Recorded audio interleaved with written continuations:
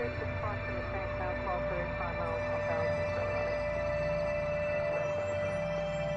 so we need to visual separation with him. Contact Boston Tower 128.8. 288, take it easy, 57. See ya.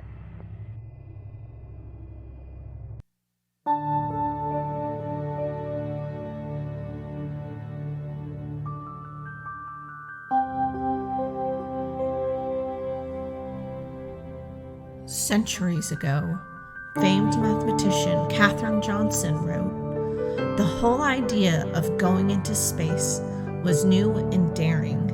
There were no textbooks, so we had to write them." Now, the United Federation of Planets stands on a new brink of exploration and learning, yet again pushing beyond the bounds of contemporary understanding, and for a new dawn proclaim proudly once again, these are the Voyages of.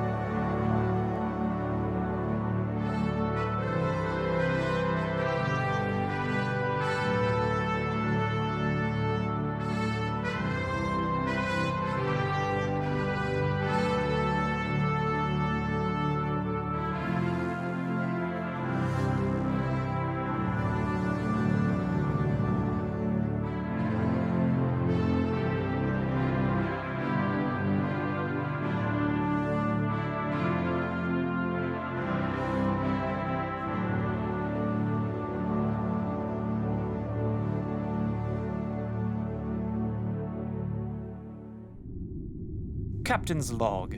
While exploring and cataloging a system near the wormhole, the ship picked up a Bajoran distress call. Though there are Bajoran vessels in the Gamma Quadrant, this call comes from a ship believed lost when the Dominion destroyed all of the colonies here.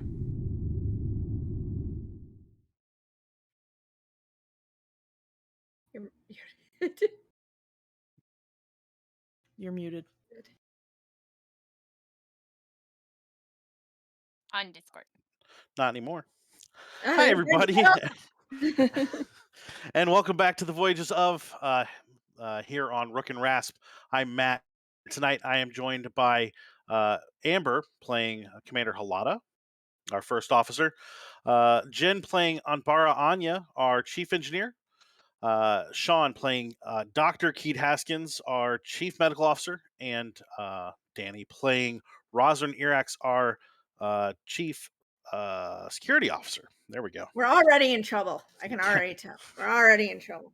Yep, that's this is gonna be fun.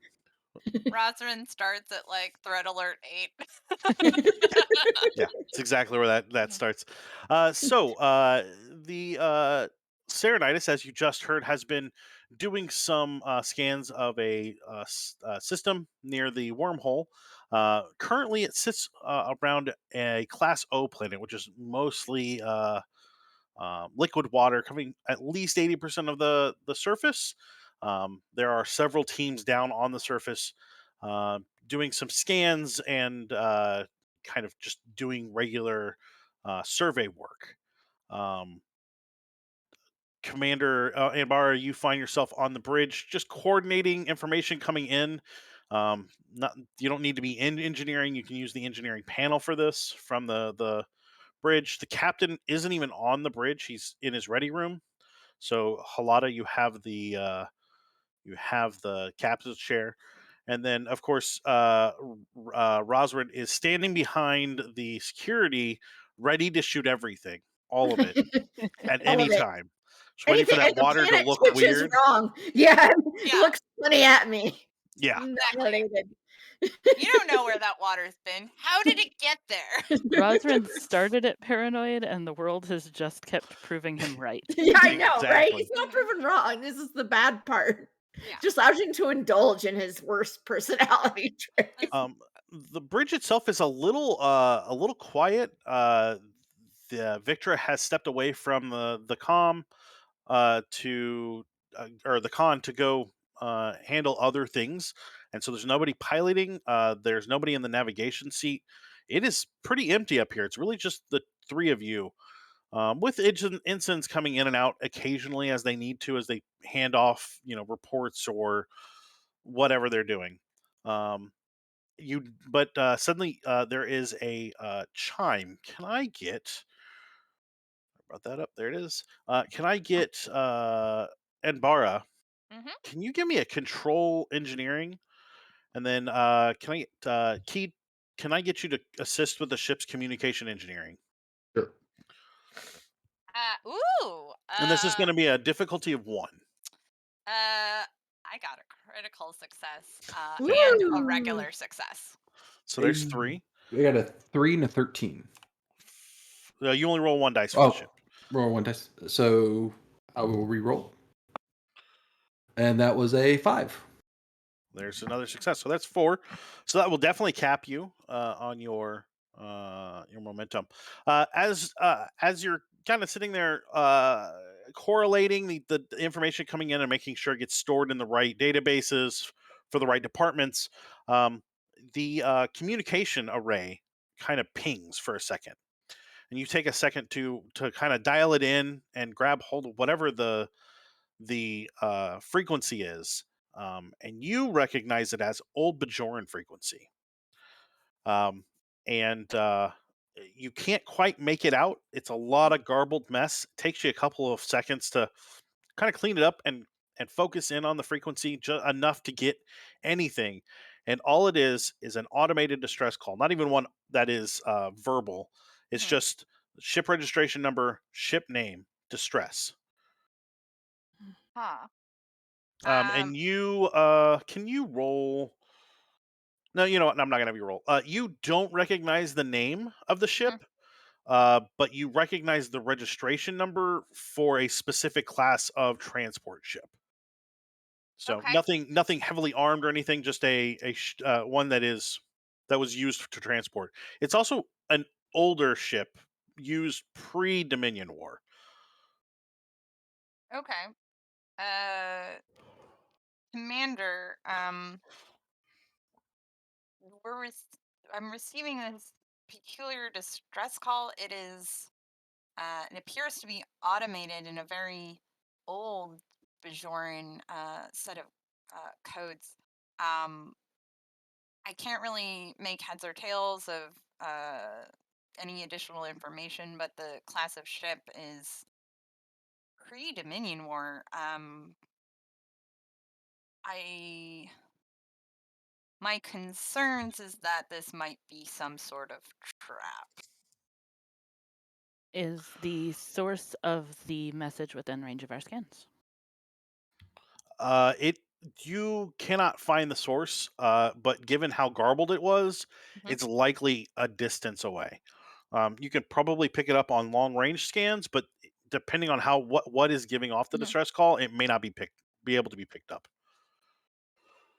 And do we know anything about roughly the area where it's coming from, or do we have to narrow that down? Um, you have a general idea that it is coming from an area of the Gamma Quadrant that has not been explored much, Okay. but it is definitely away from the wormhole. Okay. And away from Dominion space as best you know. Okay. So the possibility of a ship going through the wormhole and getting lost and stuck is also not outside the realm of Not at all. possibility. Okay. Not at all. Not at all.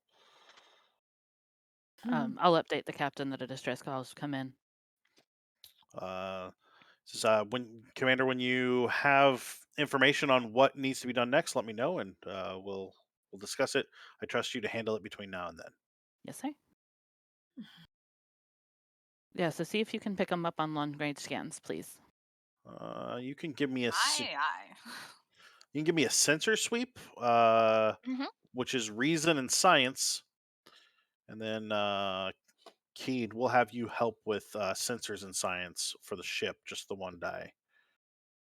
Commander Halata, should I perhaps look up this registration number, see if I can find anything out about this ship? Yes, please. Yeah, that's not a good one. It I rolled a happens. 20. Oh, there's Oh no. complication. What was the difficulty? I'm sorry, I apologize. It is going to be a difficulty 2. Okay, cool. I got 2 successes. Fantastic, fantastic, and a complication. That's good. So Hooray!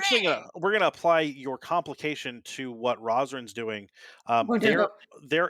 There is no ship that matches that registration in the database, but you also know that the database that you have, like there was a lot that happened pre Dominion War with Bajor, and not all of the information is necessarily correct. They were for a while they were like a ragtag government, and ragtag governments don't keep paperwork well.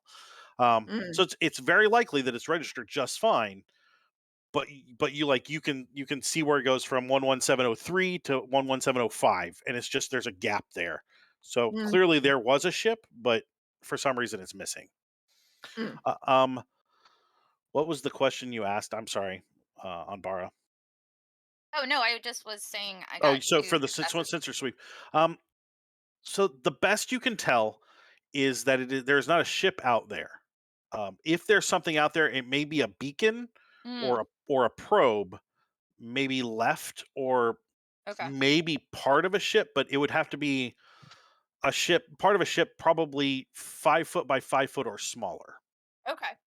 Mm. Um Commander, the sensor readings that I'm receiving seem to indicate that there's not a ship out there per se, but the signal seems to be originating from something smaller, like maybe a beacon or an escape pod, or maybe even part of it of uh, a vessel that was destroyed. And I cannot find anything connected to the registration number. Could be because of record keeping previous after the war, or anything like that. I see where it should be, but there doesn't seem to be any record of this particular registration number. Okay. So at this point, I will update the captain and say I'd like to take a runabout out to check it out.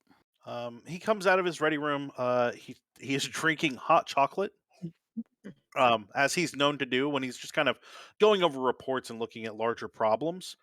Um, and he comes out, and you automatically, of course, get up and let him have his chair. And he sits down and he says, "Well, if it's Bajoran and it could be damaged ship, why don't you go ahead and take the doctor with you? I think, honestly, Commander Anbara, you're not doing a lot. Um, Other people can sort files. Maybe if there's a ship out there that needs some work done, there's nobody else better on the ship to work on Bajoran ships, right? Aye, Captain. And then just in case, let's send Rozrin with you. Yes, Makes sir. sense. Okay. And then Ensign Stern, she'll pilot you as well. Go ahead and take out the Thames and keep in communication. Let us know how it's going. If you need anything, we can be there pretty quickly. Absolutely. Thank you, sir. Roswell will go give instructions to his security people while he is away. They're like, yep, never heard that one before. Definitely know to be super paranoid. Be paranoid.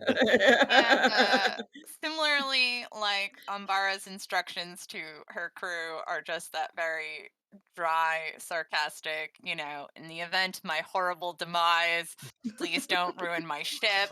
I'll be very upset. I will come back to haunt you. Nice, nice, I will figure out how to transcend space and time just to make sure that your life is miserable. nice, nice. So the three of you head to the runabout. I assume you call the doctor as well, Yes. right? Mhm. Okay, so we'll go ahead and switch scenes. So we'll lose a point of the momentum as it changes over.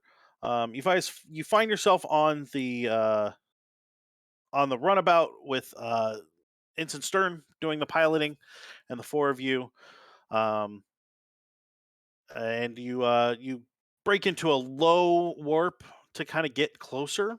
Can I get another sensor sweep? So that's science and reason. We're gonna call it a difficulty of 2. Do you guys mind if I grab a dice with our momentum? Go for it. I do not mind. Cool. I'm gonna do that. Oh, so 2 successes and complication.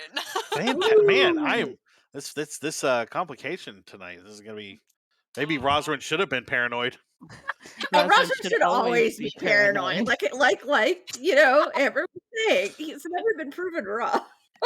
Just so we're aware, once I found out who was going on the away mission, I made sure to get a trauma kit just to be on the safe side, based on previous away missions. Yeah, I mean, Fair.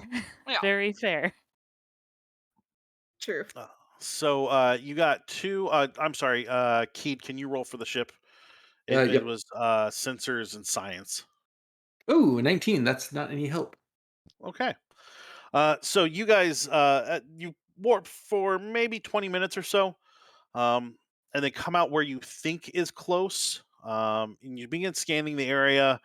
Eventually, you do lock onto a beacon. It is Bajoran in design. It is not big. It's probably the size of like a horse. So given kind of like the ship that it would have come off of, this is the beacon to make sure you know where to go. As you get closer, the uh, the distress call changes to be a recording. You hear a male Bajoran speak over the recording, and it says, "This is Oz Mod. I am the captain of the," and it crackles when the name is said. We're a transport ship that was at the New Bajor colony. Uh, we when we were told that the other side of the colony was being attacked, we fled. We've taken damage.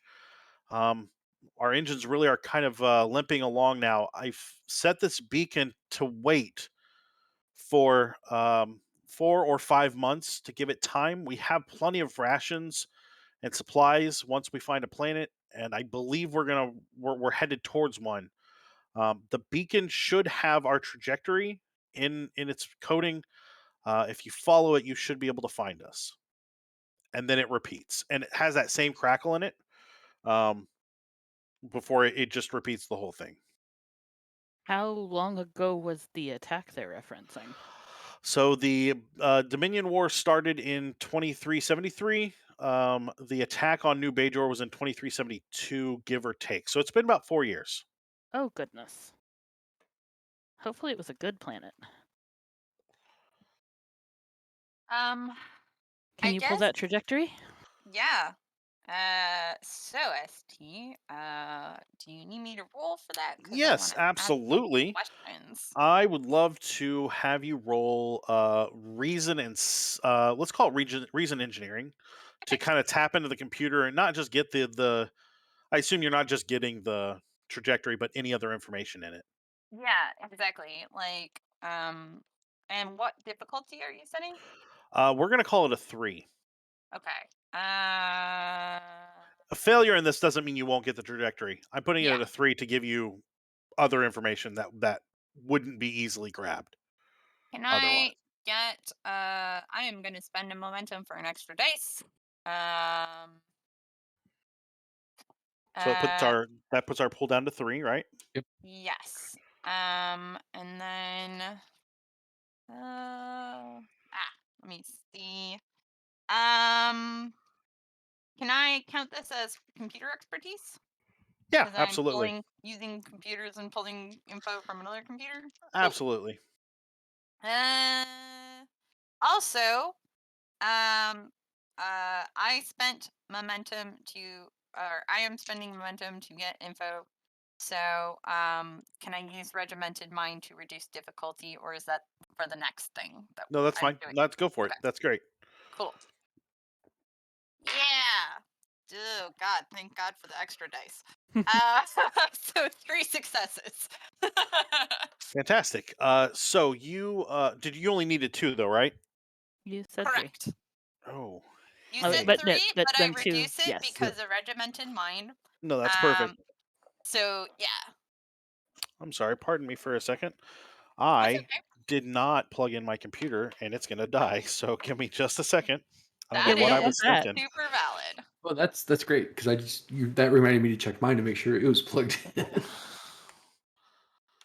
Because I have done that before in stream. All of a sudden, I get the battery warning. It's like, no, no, no, no, Ah, no, no. Yeah, I don't know oh, what I was thinking. I feel really silly, like I've never done this before.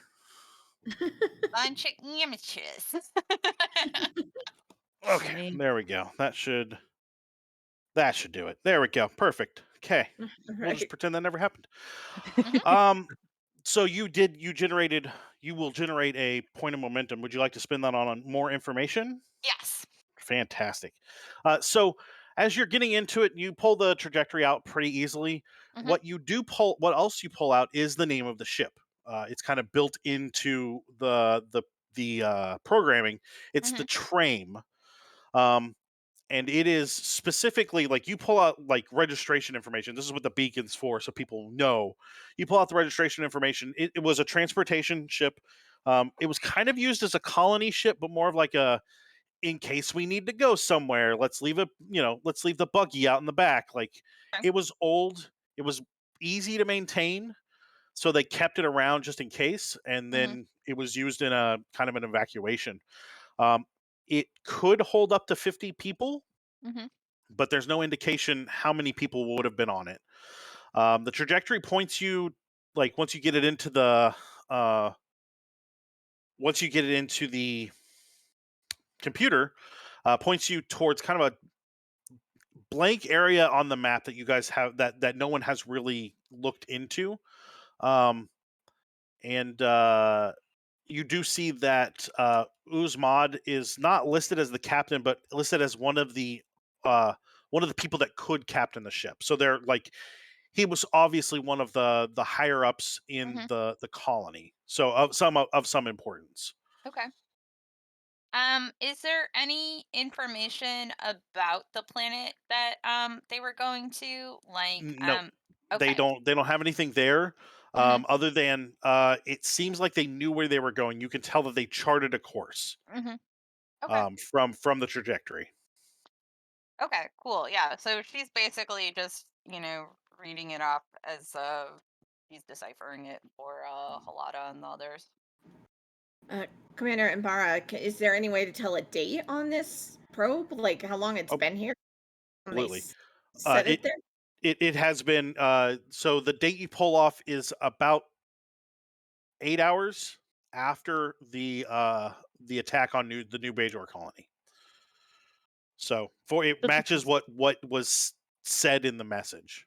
this Okay. is 4 years old. Yeah. Okay.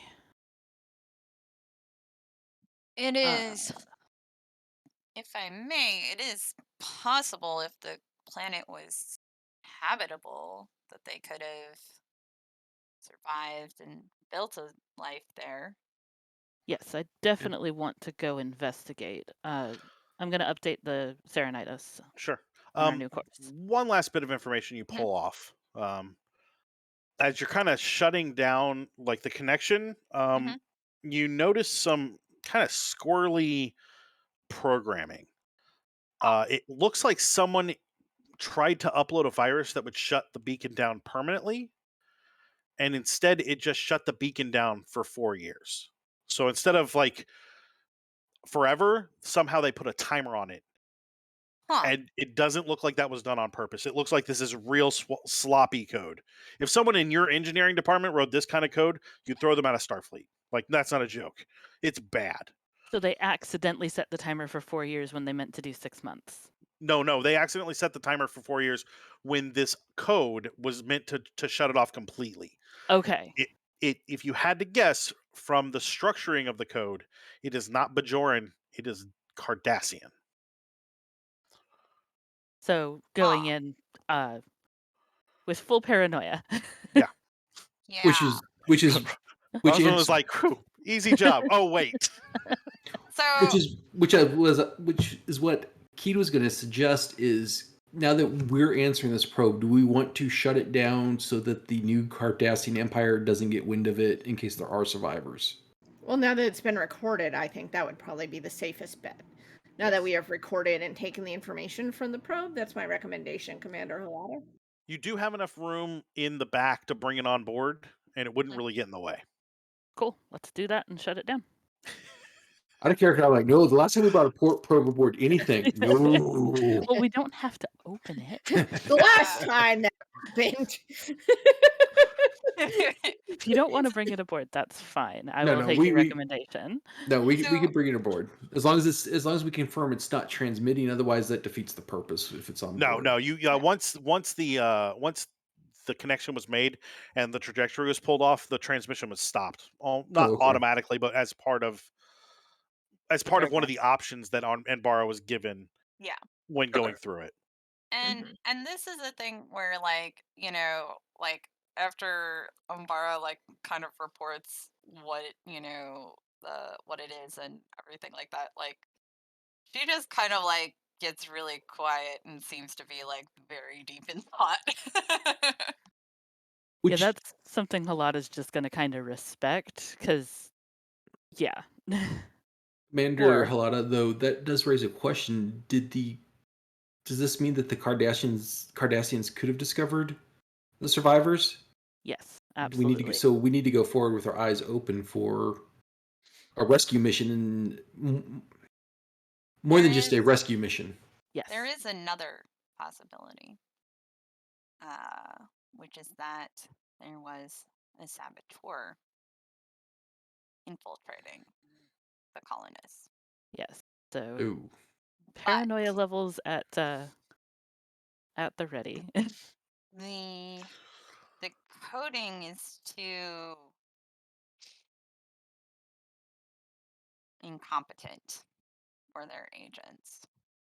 So it is also entirely possible that there is something else at work making it look like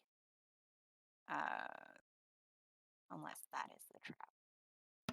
I could take a look at the code if you like. It's another one of those things where it's like she's clearly just like stuck in this like head game loop. Yeah. I could take a look at the code if you like and see if I can determine anything else about its possible origin. He hands you over just a data pad without, Can you give me reason security? Difficulty of 2. Can I help? Oh yeah, Sweet. you can assist. Yeah. So you'll just roll 1 die, same roll. Crit success. I got 2. Well, that'll get you 2 extra momentum to put on your in the pool. So what are you looking for exactly with your scan of this? Well, I'd assume Rozrin, much like Anbara, experience with Cardassian, the way that they would do things. Like, does this look like it was, a Cardassian? Does it, basically anything I can tell about when it might have been placed there while the probe was being sent, like somebody sabotaged it, or whether it might have been placed before they left. We'll say that you can pull the maintenance logs. The change was made like a month or 2 afterwards. A change was made a month or 2 afterwards, and then the change for this was made about a year after the probe was launched. Okay, so going for the timeline on that, then it was active for about 6 months. Somebody found it, shut it down. Yeah, give or take. Okay. But then that also didn't happen on the ship necessarily, or before it was somebody came along the probe and see that, which leaves an interesting question.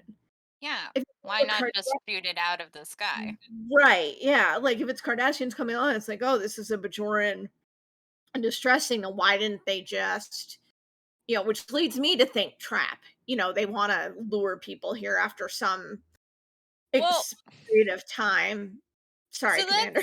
That's just uh, where my that's the question I have, Matt, is, again, because, like, I feel like Anbara is scrutinizing it because she has a, active familiarity with the sorts of things that they were doing during the war. So, like, uh, as far as she can tell, like, despite the, you know, uh, uh, it failing in its purpose of doing the thing, as sloppy as it is, like, was it intentional? Like, does it seem like it was intentionally designed that way? Does it seem like, or is this like somebody masquerading? Like, is there any sort of like weird other things sus when you're on that extra I'm gonna have to I'm scrutiny? gonna say that after your roll, you're gonna have to spend a momentum to get an answer for that. yeah. Well, You actually, guys didn't fine with? Yeah, yeah. yeah, Yeah, oh because I yeah, I'm mean, fine with the momentum. because Yeah. that's what I'm thinking too. I mean, is this Yeah. purposely sloppy code by the Obsidian Order to throw somebody off, or is this Yeah. just Well, so someone? and to Right. give you 'Cause some timeline, Mhm. about the time that this would have gone, Mhm. the Obsidian Order was gone. It had Yeah, Ah. been destroyed. So, Okay. just to give you a timeline, I'm not saying you're wrong. I'm just saying right, your character would know the history. right. So, just Well, when wanted I to give say you that, like former member of, they're Yeah. just sure. because the Obsidian Order itself was destroyed, they're still. What? right. So from what you can tell, the code is written like you've taught some people how to write a little bit of code. The Yeah. code is written like by someone that doesn't have that knowledge. Like they're trying really hard, but they've put stuff in the wrong spot and it's still working Hmm.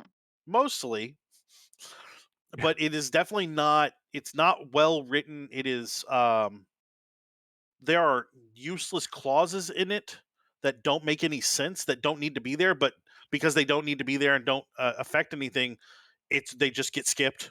Like no big deal.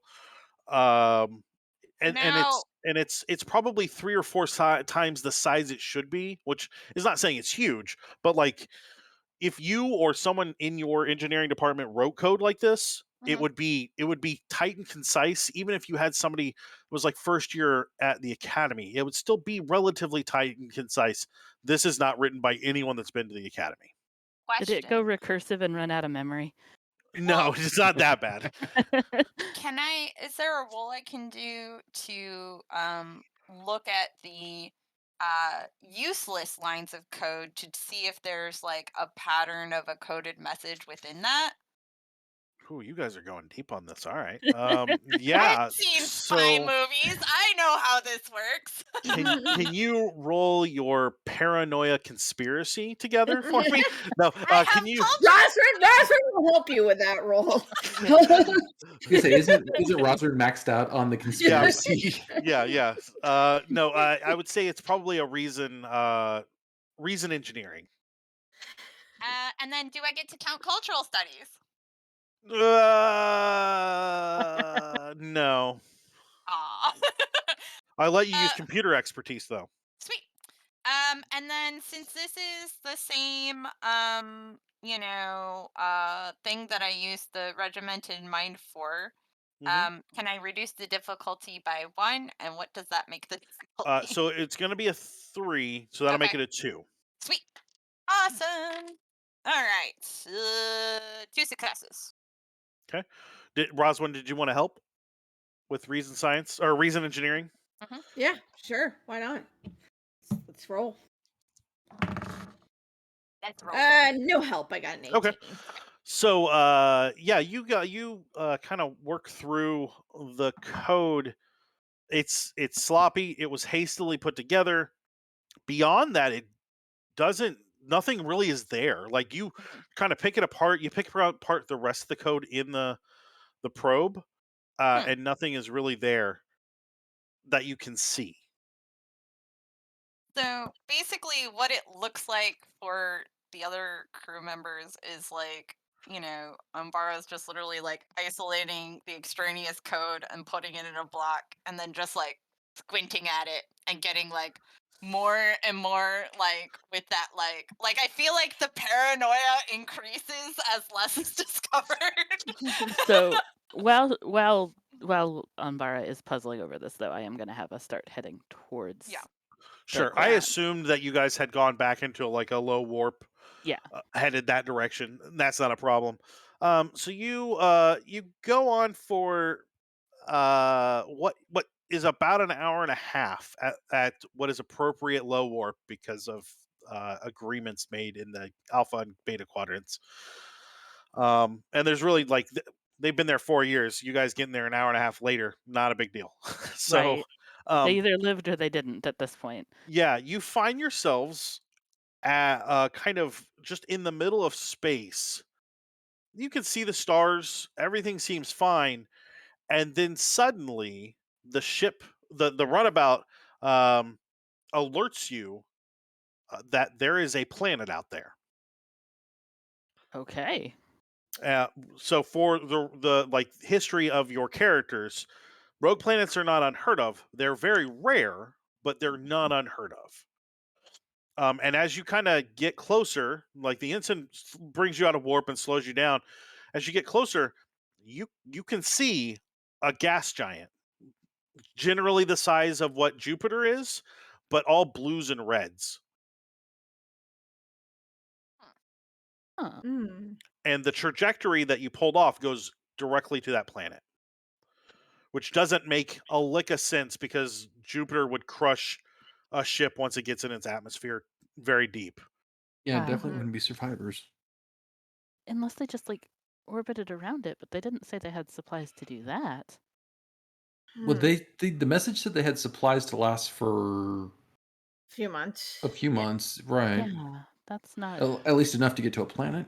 Yeah, but also keeping in mind that this is a transportation ship, not necessarily like an overnight sleeper kind of deal. There's not a lot of places to put like even 25 people comfortably. Right. Goodness gracious. Rozrin would Okay. like to start looking for like he wants to start searching for any security measures, perhaps illusionary stuff covering what the planet actually is. Any Sure. Yeah. And you know, weapons, anything like that. You know, anything that would be trying to like prevent us from seeing what it Keed is or anything around there. Keed, is your reason science pretty good? I mean, not as good as reason medicine, but it's okay. So why don't we have you roll for a scan and then have either Rozrin or the ship assist? So, am I scanning for life signs? Am I scanning for? You're just doing a sensor sweep. Sensor is sweep? really what we're Okay. going to build it off, but it's going to be a difficulty of 2, and then sensor science on the runabout is a 7.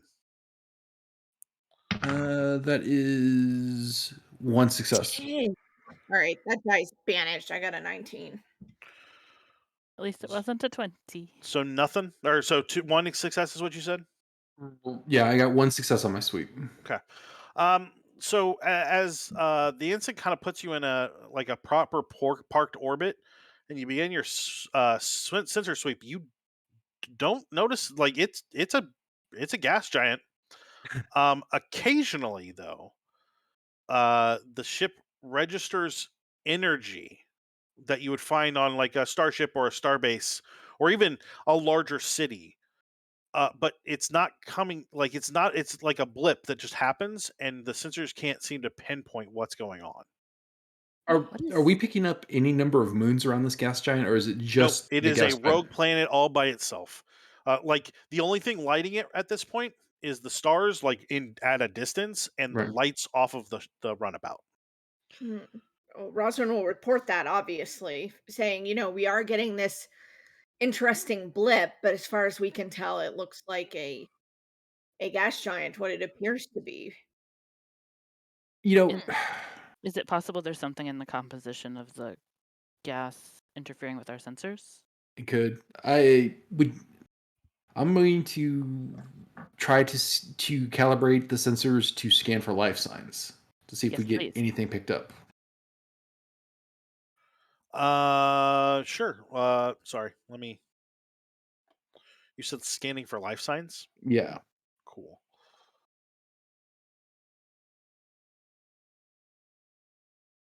Yeah, go ahead. It would probably be another reason science. We're gonna give it a difficulty of 3 though. Reason science or reason medicine, since I'm specifically looking for life signs. Sure, why not? That's what I was shooting for. Yeah, why Something. not? All right, if we're needing 3, do you guys mind if I buy a dice? Use Go the for it. momentum. Yeah, use it. So you're gonna roll 3 dice. Do you want the ship to help you with its 7? You want somebody to roll for the ship, or would you rather have somebody else What assist is as the them? what is the stat? Reason. It's now reason medicine. Well, I I've have I have an 11. I've got 3 successes. I got a critical and Oh, okay. I got a critical we're and good. then a normal success. Someone We're should good. still roll an assist because there's a chance to get momentum back. That is true. That's So true. if someone wants to roll assist or the computer, I I mean, guess I can help. Yes. If you're out of code fugue. I have 13. I got it. Oh, There you go. good. So you will generate 1 momentum. That'll put us at 4.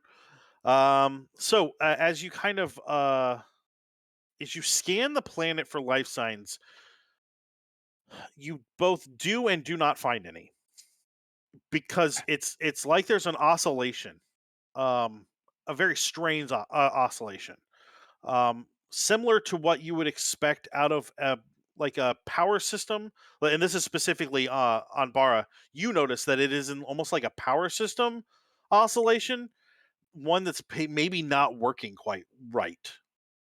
Just that, like, there's a time where something Oh, dips, and you get the glimpse that there are life signs inside the planet, okay. and then it goes away, and you Like can't some quite sort of shielding thing. yeah, and you can't quite target where exactly they're at because of the way that the planet is interacting with the sensors. But you can tell Huh. that there are almost definitely life signs inside the planet. and is the oscillation consistent, like the same number of Yeah, seconds between oscillations? yeah. Yes and no. Yes, it is consistent, but it is getting shorter every time it oscillates by the tiniest of a fraction of a second. So So almost like we eventually can see it they die. degrading. Yeah. It's not degrading very fast. With some quick math on Bara tells you that it's probably got 30 or 40 years, Okay. but like there's enough there that like it's clearly losing whatever it has going on. So, Commander, there is a possibility that they're somewhere in the atmosphere of this planet, and they've got shielding because we are picking up life signs, but we can't pinpoint it. And I don't understand Right. how they're surviving it. What kind of Bajoran transport has shielding like that? None that, I mean, as old as it is, they shouldn't. Have we seen technology like this before? That would disperse scans like this. Not consistently. There have been one-off meetings with other species that haven't always gone well. But this is like some high level shielding.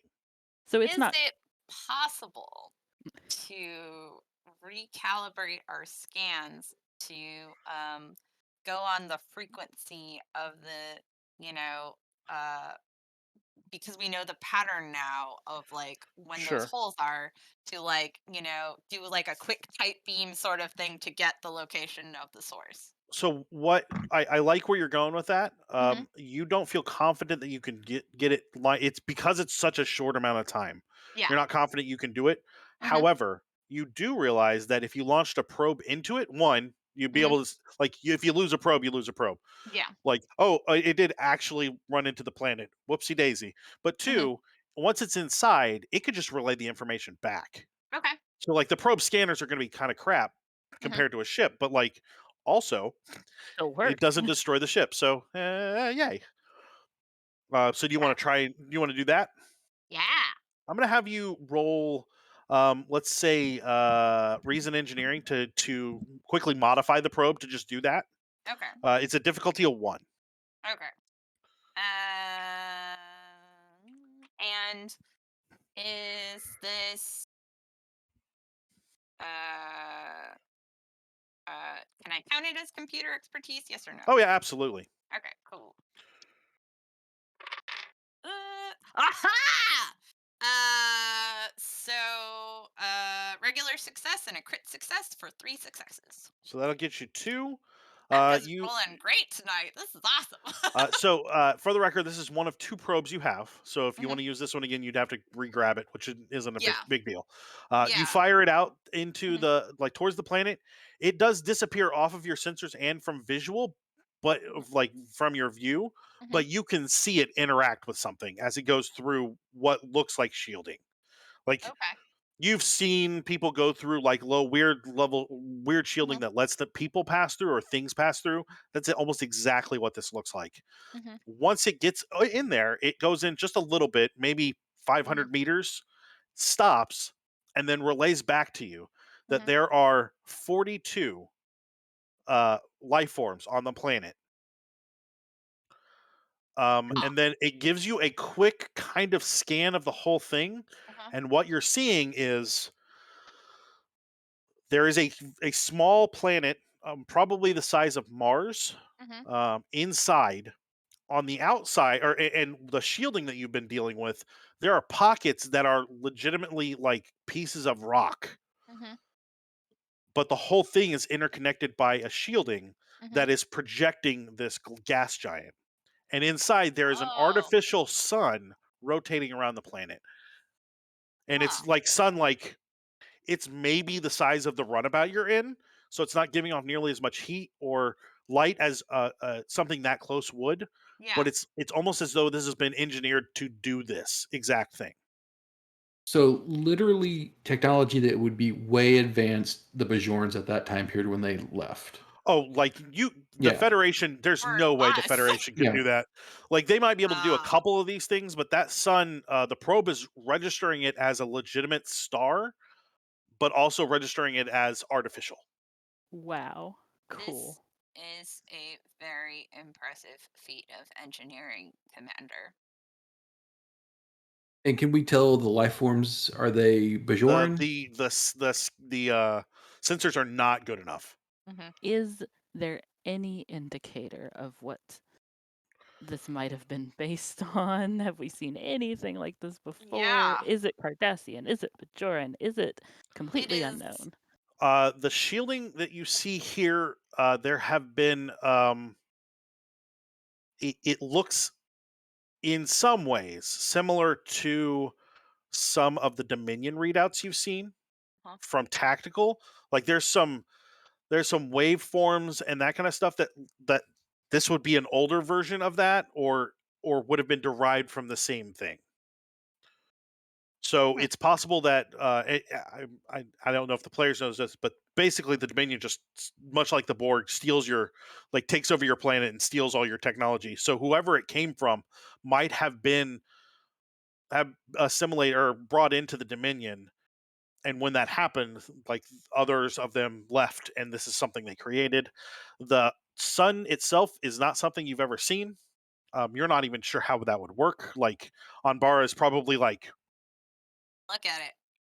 but if you, how can you do that? Like that's not a possibility. Obviously, it is a Yeah. possibility. Yeah. The shielding or the illusion is actually not that hard.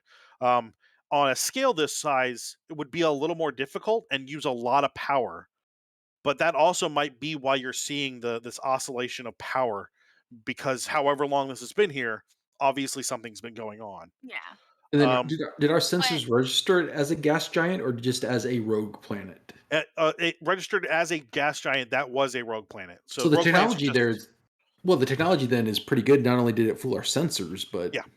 also to the Um, point that, you know, um, I mean, again, for the powering the sun alone has to be some insane amount of, power, which is clearly outside of what I mean, I imagine any of the factions we mentioned would be aware of, right?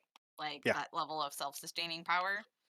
And if you look around, like on the ship sensors, this would not be on any kind of route anywhere. Yeah. So there's no Well, sun here. heavens. So there shouldn't, as far as any explorer would be looking for, there shouldn't be a planet here. Yeah. And then when they do find a planet, it just looks like a gas giant. So why does it matter? Fly on. Yeah. Because the gas giants may eventually turn into something, but it's also a rogue planet, so it probably won't. Like, there's a lot going on here that leads you to believe, just on the bare basics of it, that whoever created this wanted to stay hidden. Hmm. We should go knock on their door. Yep, I think it's time to try to hail and see if anyone responds.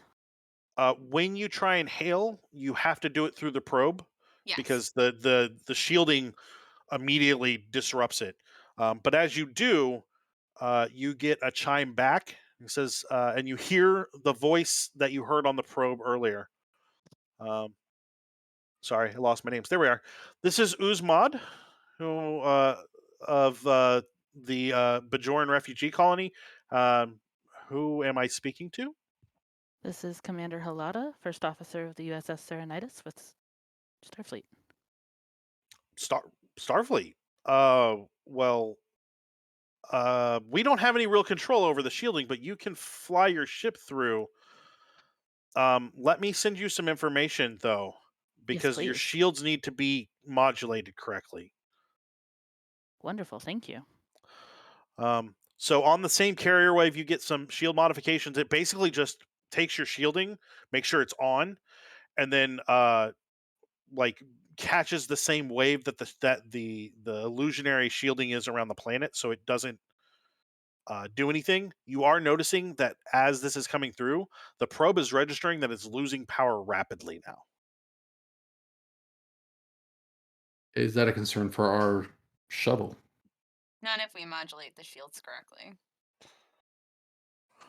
Also, just because you probably still kept scanning open, the oscillation Mhm. has repaired itself a little bit. So it It's drains the power to keep self-sustaining. That's what it looks like. Okay. Yeah. So, Anbara would, I imagine, run with the commander's permission. Yep. Begin retrofitting these shields to be the correct Let's fit. let's say that's going to be a control engineering role. The ship can assist with structure engineering if you want it Mhm. to, but it's going to be a difficulty of 2. It's not an uncomplicated thing. Sure. All right. And yeah, I guess I will have the ship help. Um, and does no, it's not work field, right? No. Actually, So can I help yeah. with this? Can I help with this? I'm dying to use Sure. this talent. Sure. The What? talents is I'm a doctor, not and I can take one of my disciplines that's a 1, which is engineering, and use my medicine as the role. I love it. I love it. I'm here for So, it. I got 2 successes. Fantastic. so I'm going to roll medicine and reason, or I'm what was sorry. it? Control. Control and medicine. Both of them are under my medicine, so that is 2 criticals. You only roll 1 dice when you're assisting. Oh, okay. So shit. I'll let you have the one of the criticals. That's One of fine. the But crits. Okay, cool. yeah. Sorry, I forgot about that. So that's 4 successes, right? Yep. You were already capped. Do you want What to was ask any questions about the shielding as you go through? Yeah. So, um, let's see. can just as we're discussing it, can we confirm that the changes to the shielding will prevent the ship from being drained? 100%. Yeah. What you notice in the remodulation is that it puts in like a kind of a buffer for Mhm. whatever is sucking energy out, Yeah. Okay. and will keep it from activating. It'll just bounce off of your shields instead of going through them and activating in your Now, engines. now that we have access to like the patterns, or the phase patterns or whatever, um, is it possible to get a better idea of its source? Like, does this seem, very much like the Dominion coding, that we've studied during the war for how to defeat it, or is this very clearly its own thing? You're talking about the modifications that were given to you? Yeah, They're basically. they're 100% Bajoran. Oh. Made by someone that may not be the best programmer, but Mhm. solid programming. Huh. All right. Interesting.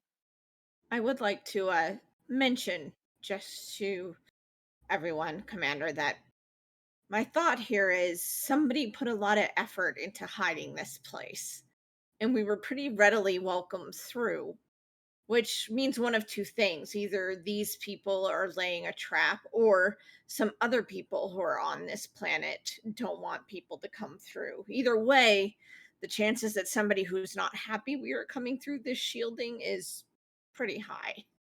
I The will propose same. that there's Oh. a third option in that somehow these people had knowledge this was here and it had been abandoned.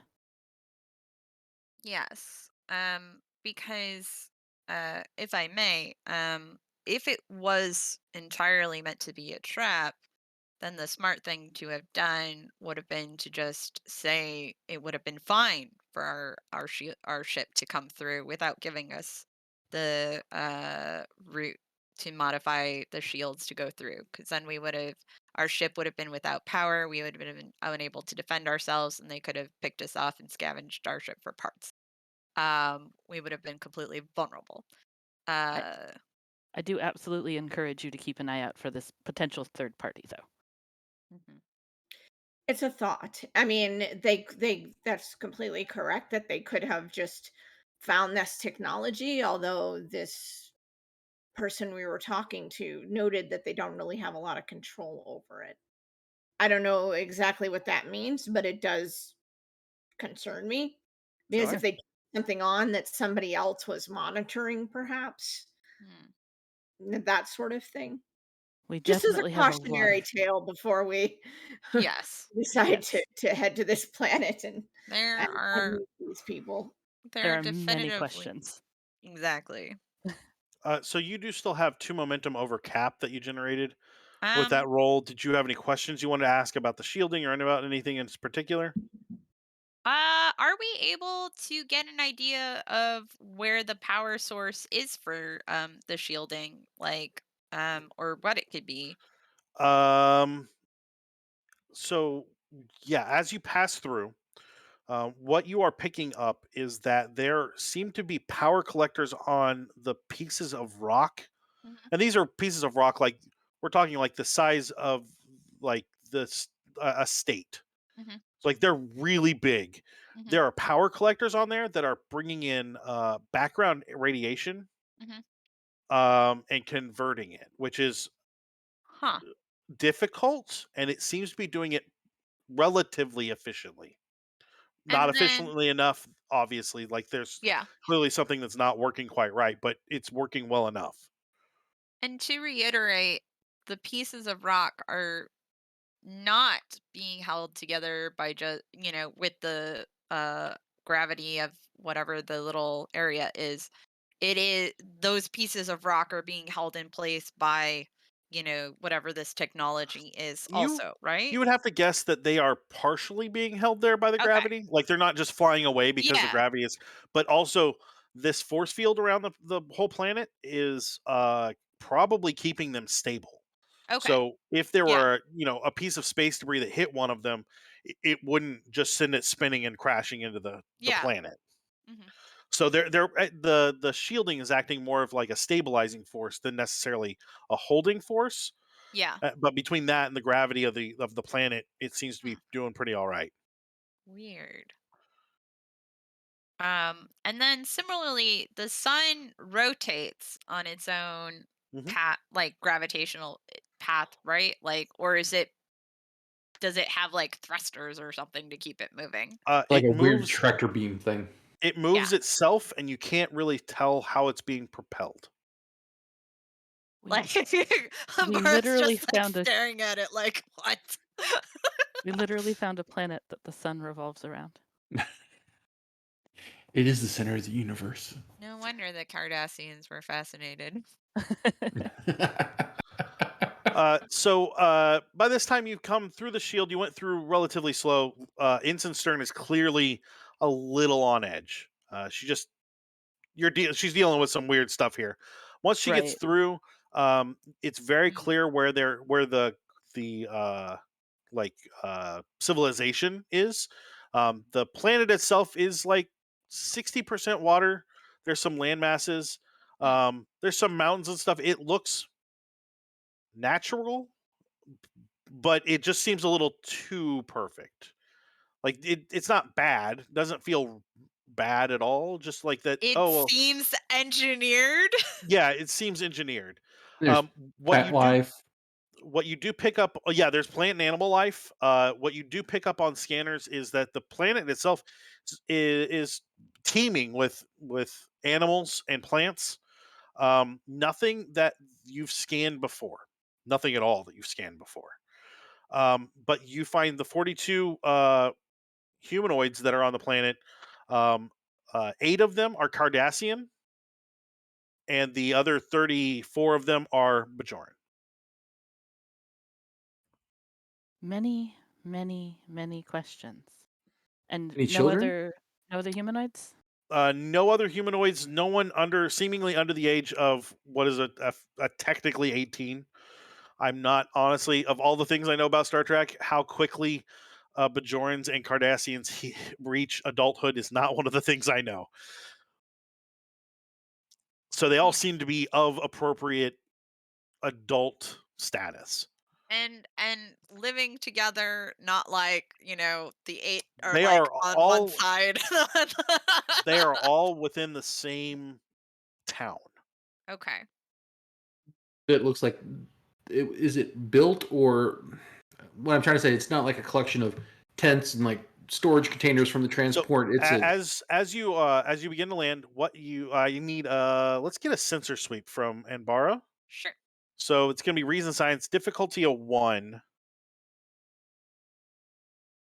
Um, I got a success and a complication. Fantastic. Uh I'm just going to take the complication as threat because I can't. I'm running out of things to throw at you guys with complications. You're doing a really good job tonight with those. As you scan, you're picking up 2 ships. One is like the torn apart husk of a Bajoran transport, and the other one is an escape pod, like a small escape pod style craft that is Cardassian, and it has also been pulled apart. And the buildings you're seeing have been built out of that and other natural things. So you're seeing trees and other things that all that all is used in the construction, but the metal and the processed material from the shuttle and the escape pod have been worked in. very much a castaway feel. Does Yeah, the yeah, escape pod look roughly from around the same time period that the ship went missing? Like, just to yeah. make sure the timeline all fits together? Okay. Generally, yeah. Um Is there any registration information we can pull from that, or is it far cannibalized? You can spend momentum to figure that out. sure. Yeah. So the registration on the Bajoran ship is there. And Bar looking at it, you'd have to Yeah. guess it's because they thought it was lost. Someone, Mm. instead of just marking it lost, hit delete. Mm. Super smooth, great idea. Hey, listen, It wasn't. I mean, again, this was a time when we were in an occupation and fighting a war, and we didn't yeah, have time to waste on resources that were disappeared and probably like long forgotten. the So, the shuttle is registered to a Cardassian ship that doesn't exist, but is known to have been mhm. built with a cloaking device as part of the Obsidian Order and Tal Shiar joint venture to go kill the changelings. That went very, Oh. very badly for them. Like this is the reason that the Obsidian Order and the Tal Shiar don't exist anymore. Mhm. This ship is from that. Ah. Oh. Yeah, so I feel like Anya gets like even more pale, like realizing where this is from. Anbara just starts going, cool, cool, cool, cool, cool, cool, cool, cool, cool, cool, cool, cool, cool, cool, cool, cool, cool. Super fine. Like I need she is that dog in the "This is fine" gif. I need I need you to relay the information that has you reacting this way, please.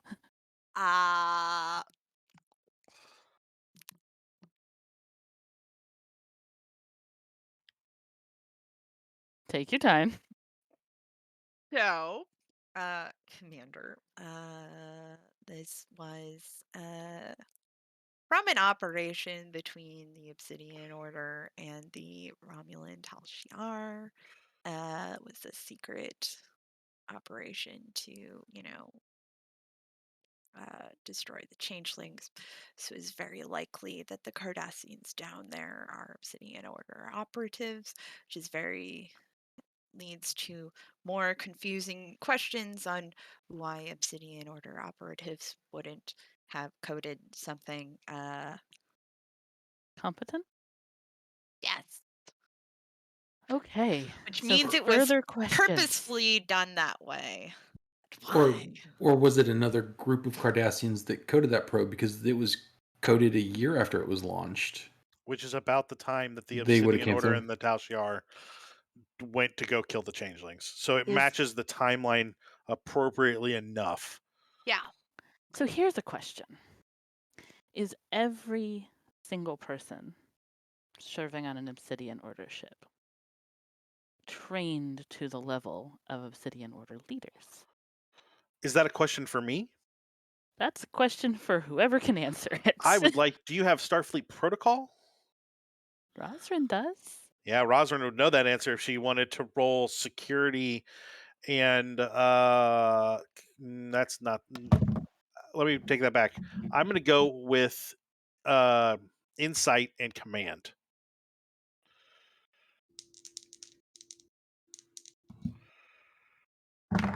That's a difficulty of 1. Ooh, I'll take a 6 and a 3, so that gives me a 3 successes. Nice. Very nice. Fantastic. Because I have 13, so I rolled below, which is 2 successes. But Mhm. since I have Starfleet Protocol, my 3 is below my security, which gives me the critical. This It is should totally be below your Command. command, though, right? Hmm? Below your command. My command is 3, so Okay, does so that's that okay. Yeah. work? Yeah. Okay. So that's going to cap you and give you 2 extra. So, do you have any other questions you want to ask me before I give you the whole spiel? Um. Okay.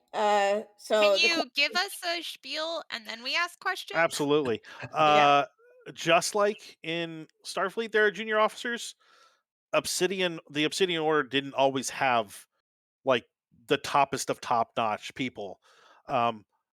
Like Ensign Stern here, pretty good pilot. Probably not that great at, I don't know, coding things. You also know that on Starfleet vessels, there are a lot of non-coms. A lot of non-coms. Like you have 800 people on that ship, on the Yeah. Cerynitis. Tons of them, hundreds of them are literally non-coms. So they're good at one thing. And they're really good at that thing. But you hand them anything else and doesn't mean that they weren't like cross-trained, but it's also possible that you got a shuttle full of kids that So, ran. This is Sure. definitely a there are also, engineers and contractors and whatever on the Death Star sort of situation.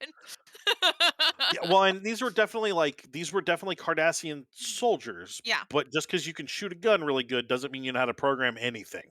Okay. So, do you guys have any questions for the 2 that are going to go over Cap? Oh gosh. Um. Uh, well, so I guess a question I have is uh this ship did not have Romulans on it also, or It didn't. like It did not. okay. But the Romulans stayed on the Romulan ship for the most Yeah. part, and Okay. the Cardassians on the Cardassian ships. There were only a couple that Okay. had crossed. They didn't even trust each other. Yeah. Sure. So That's spy Yeah. organizations, right? Yeah. yeah. Okay. So is it possible is it possible, Rozrin says, as we're discussing this, that, the Bajorans had this issue when they left New Bajor? They sent out this probe. These Cardassians found it, disabled it, but not very well because, as we know, so they won't all be good at everything. They tried to shut it down, but did not do it very well. Only shut it down for 4 years. Then tried to go find them and landed on this planet and ended up stuck somehow. I think they intended to get stuck. I think they disabled the probe so that. I personally think they were probably deserters, and I think they disabled the probe so that they wouldn't be followed. But why leave it out there? I mean, I know space Yeah. is vast, but Well, if they were on an Exactly. escape pod, Right. do They have disabled the space probe it? for some reason and then continued on to the planet, whether they were deserters or they were like, hey, we're going to take out these refugees and we don't want anybody to find them. But And the then idea of them being deserters at all is very I mean, again, they are indoctrinated and brainwashed, and yeah. the level of It may things have that been they are. after things started going horribly wrong, because that mission went bad. yeah. Yeah, but I mean, again, uh I can't see them with the way that their culture is Sure. and how much it is Cardassia for Cardassia for Cardassia. And believe me, I know. I Um, I usually don't like to suggest these things, but there is one way we could answer some of these questions. Go out and talk to them. Well, that is the next step. yeah. So Ensign Stern pilots the runabout towards the settlement. There's no clear landing pad, so she kind of just flies off away from what is clearly crops, and also like livestock that they've got kind of pinned up. Finds a quiet area that doesn't seem to have anything going on, and lands. That's not but a couple minutes walk away from the actual settlement. Um, as she lands, she turns to the commander and says, "Do you want me to stay here and keep the engines running?" Just in case. Yes, Okay. please. The other question I have is, would you want me to stay here because I am still considered an abomination in the eyes of the Obsidian Order?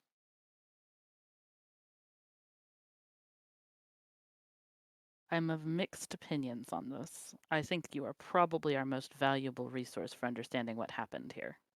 It's also very unlikely that anyone on this planet has any kind of weapons Mm, to the grade that you guys would. yeah. And if they've been living together for so long, they may not have that strong of an opinion on your parentage. Cardassians without a strong opinion. Well, I Bajorn's got a love. strong opinion. It's pretty rare Yeah. too.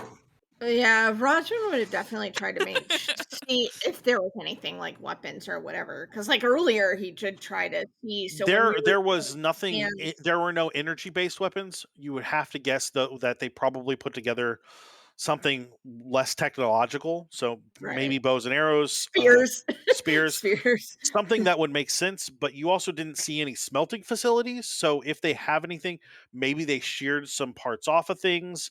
They might have been able to turn some tools into weapons, but on a transport ship, you don't have. It's not like it's a starship. You're going to have some tools, but they're going to be few and far between. right. Okay. Commander, when we go, with your permission, I'm going to bring some medical supplies in. They may have some issues or medical issues that they can't deal with, just to help smooth the way to show that we're here for help rather than anything else. Wonderful. I was going to recommend it. I very much appreciate that suggestion. Uh, Ensign Stern leans over to the weapons cabinet and takes out a phaser and just kind of sets it on the console next to her, and then goes back to what she's doing. Just Mm-hmm. hanging out, learning from the lieutenant about being paranoid. Yep. Good plan. Good plan. Well, the last time she was stuck there, who knows what in her ship and what happened to her Yeah. while she was running from an exploding planet. I think we traumatized this poor girl. Similarly, like I kind of feel like Anbara's trying to be casual, but like her hand is on her hip where her phaser is, just like, yeah, you know, Rozrin's influence super is strong. fine. Everything's cool. We are going armed, correct, Commander? Oh, Of course. absolutely. Rozrin has anything to say about it, of course. I mean, keep them set to stun, but yes, absolutely. I feel like it would be safe and maybe to our advantage to bring Lieutenant Anbara with us. Yes. Just my personal opinion. So, Commander Anbara, I understand this is uncomfortable for you, but I'm fine. 'kay. I am super okay. And we have a mission which I am here to provide support for, Commander. Everything's Wonderful. great. He's gonna give silent support because I mean he totally gets where she's coming from because I face the same thing whenever I meet Klingons or humans outside of Starfleet. So by the time that Keed gets his everything together and you guys get armed and you head out, there's a group of 3 people walking towards you. A Bajoran male, a Bajoran female, and a Cardassian male. The Cardassian male is not wearing any armor. He is in Bajoran clothing. Okay. Interesting. And they like when they see you coming out of the ship, they stop at a respectable distance to kind of give you some space to move around. Yeah. And I assume you approach. Absolutely. As you do, the Bajoran male steps forward and says, "I'm Uzmad. Welcome to the Bajoran refugee camp. This is Dharma Suju." He motions at the Bajoran female. He says, "She's my kind of second in command, takes care of things." And this is Gil Peril Medal. So you all would probably know enough to know that Gil is essentially the rank of ensign, and if they brought an ensign, that is potentially the highest ranking officer they have.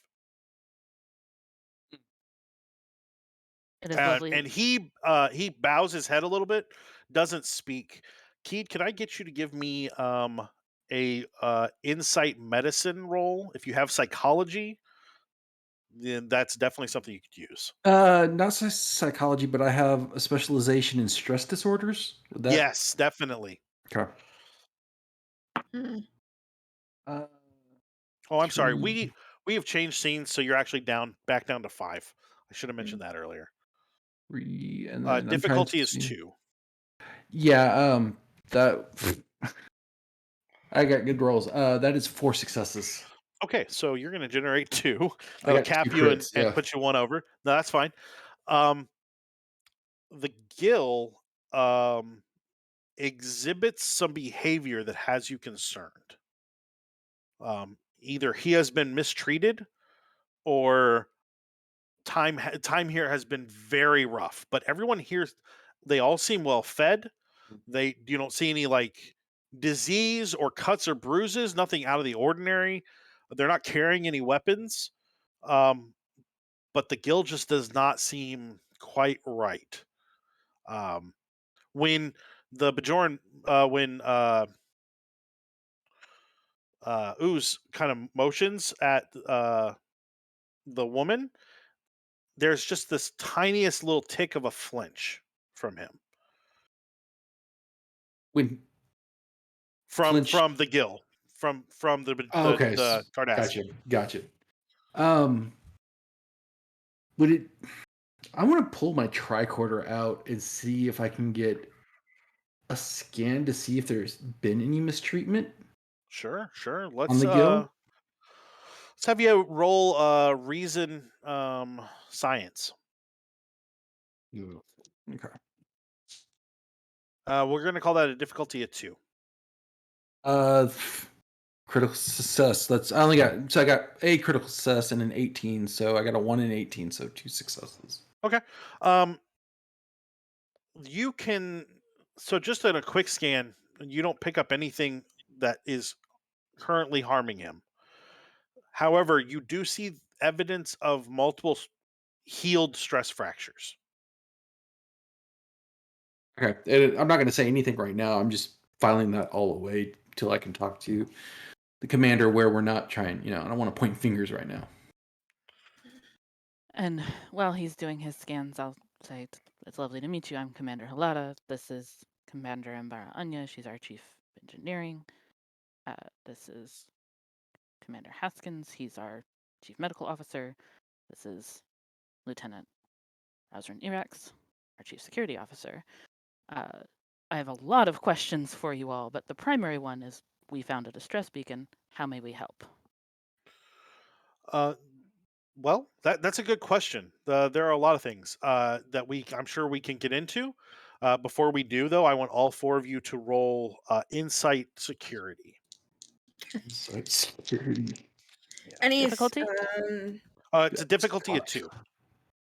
Okay. Any strategy or Cultural studies would apply. Yes. Galactic politics? One success. Or diplomacy? We'll say diplomacy for sure. Okay. Let's see. I got a critical success. Okay, so that's 2, and then the commander. Also 2. Okay, so the three of you see that when you introduce Anbara, Keed, you just got 1, right? Yeah, it's just one. When you introduce Anbara, both of the Bajorans have this slight look of distrust for just a moment, and they hide it pretty well. The Cardassian seems relieved. So kind of the opposite of what we were expecting. Yeah. Okay. I'm too busy with my scans to notice any of this, correct? Yeah. Okay. It says, Uwe says, there are a lot of questions. We were about to sit down for midday meal. We're maybe a little early, but we've got some food worked up. We'd be happy to share with you. We can sit down and maybe have a conversation about what exactly is going on. I would be happy to tell you our tale as best I can. That sounds wonderful. He says, good. Please, let's go this way. As the two of them walk, the four of you start to walk, and the Gill automatically seems to put himself in the back. Oh. I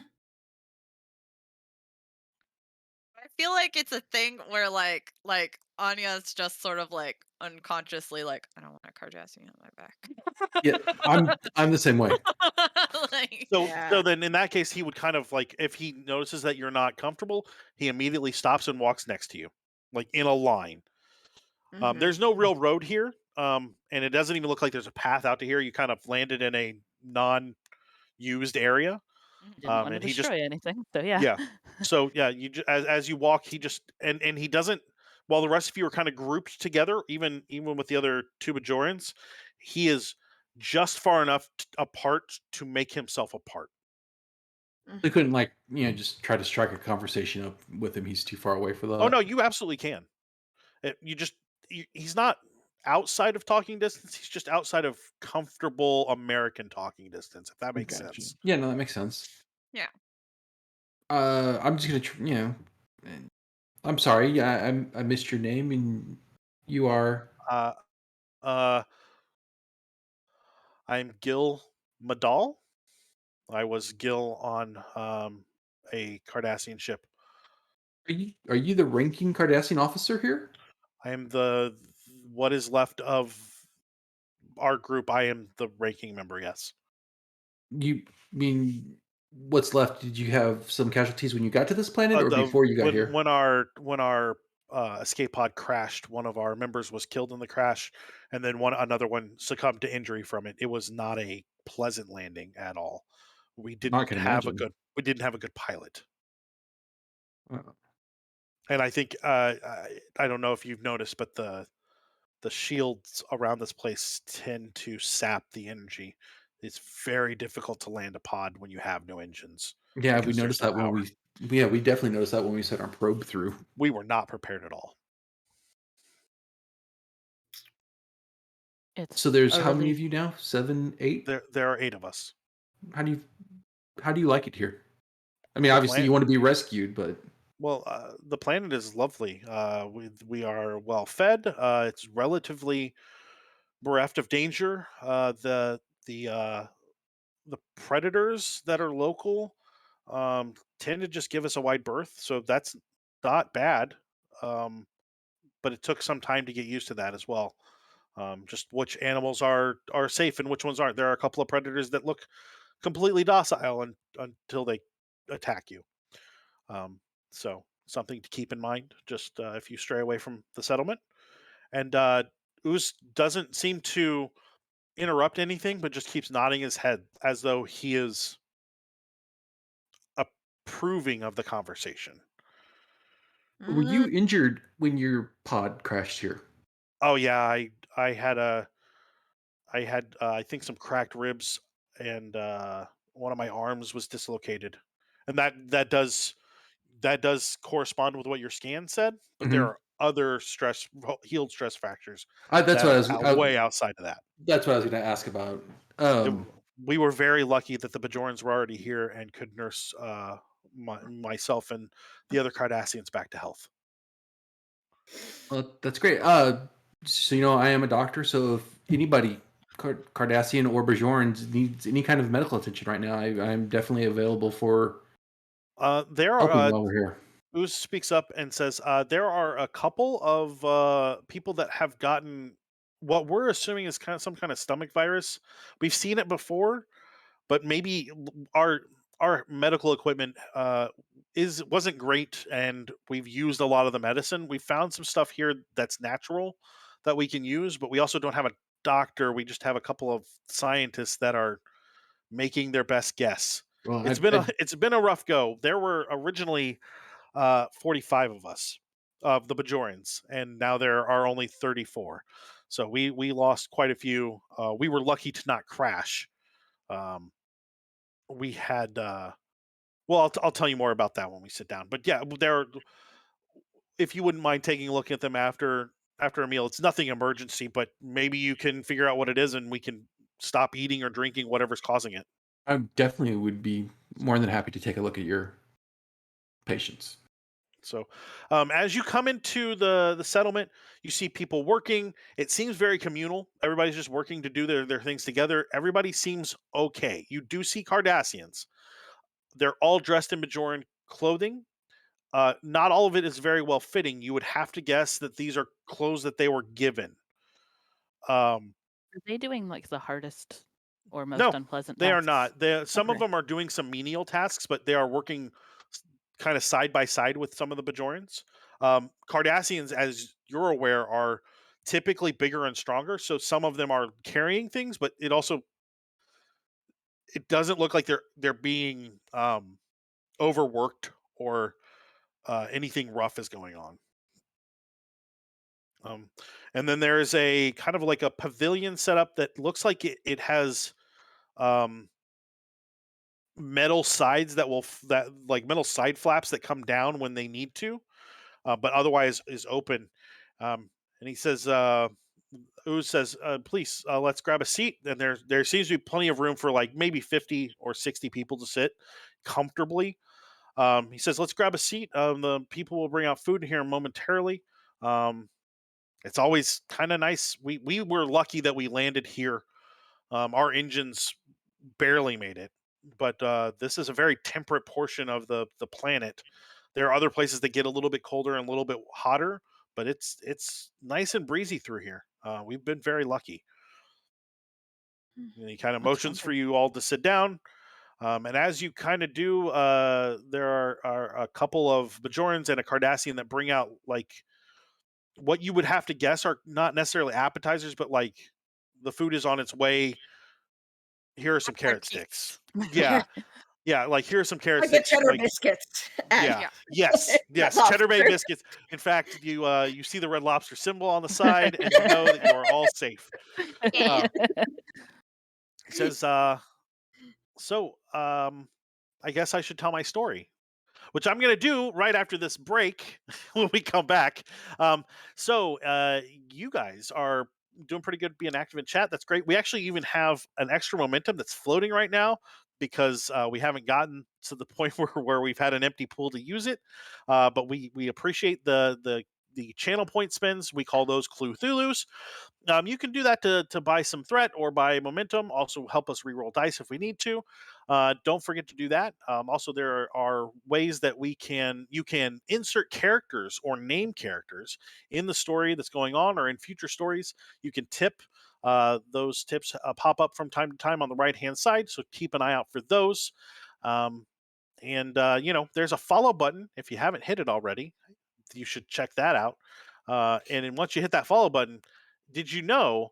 I'm gonna use somebody else's phrase because I really like it. You can steal from Jeff Bezos. Did you know that you can do that? All you have to do is attach your Amazon Prime to your Twitch account, and there's a free Twitch subscription in it. So you can just take some money out of Jeff Bezos' pocket, which, hey, why not, right? So you want to just click on that subscribe, and it'll walk you through how to get your Twitch Prime membership. If not, you can always just subscribe for the regular subscription rate. We always appreciate any support we get, especially when our own cast members like Shawn give us a little gift subscription. So check those out when you get a chance. We are going to take a 10-minute break. We'll be back shortly after that, or in just 10 minutes. So stick around, and we'll be right back. Bye.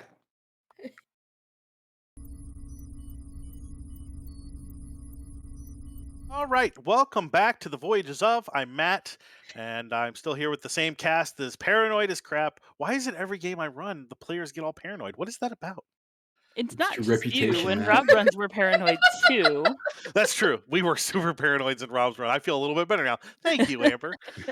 So we are on what is being called the Bajor refugee colony, where we have found Bajorans and some Cardassians, and there's something going on. I think we're all picking up something. It's weird. We're going to find out more. But before we get into it, hey, did you know that we have fantastic games other nights of the week? I believe the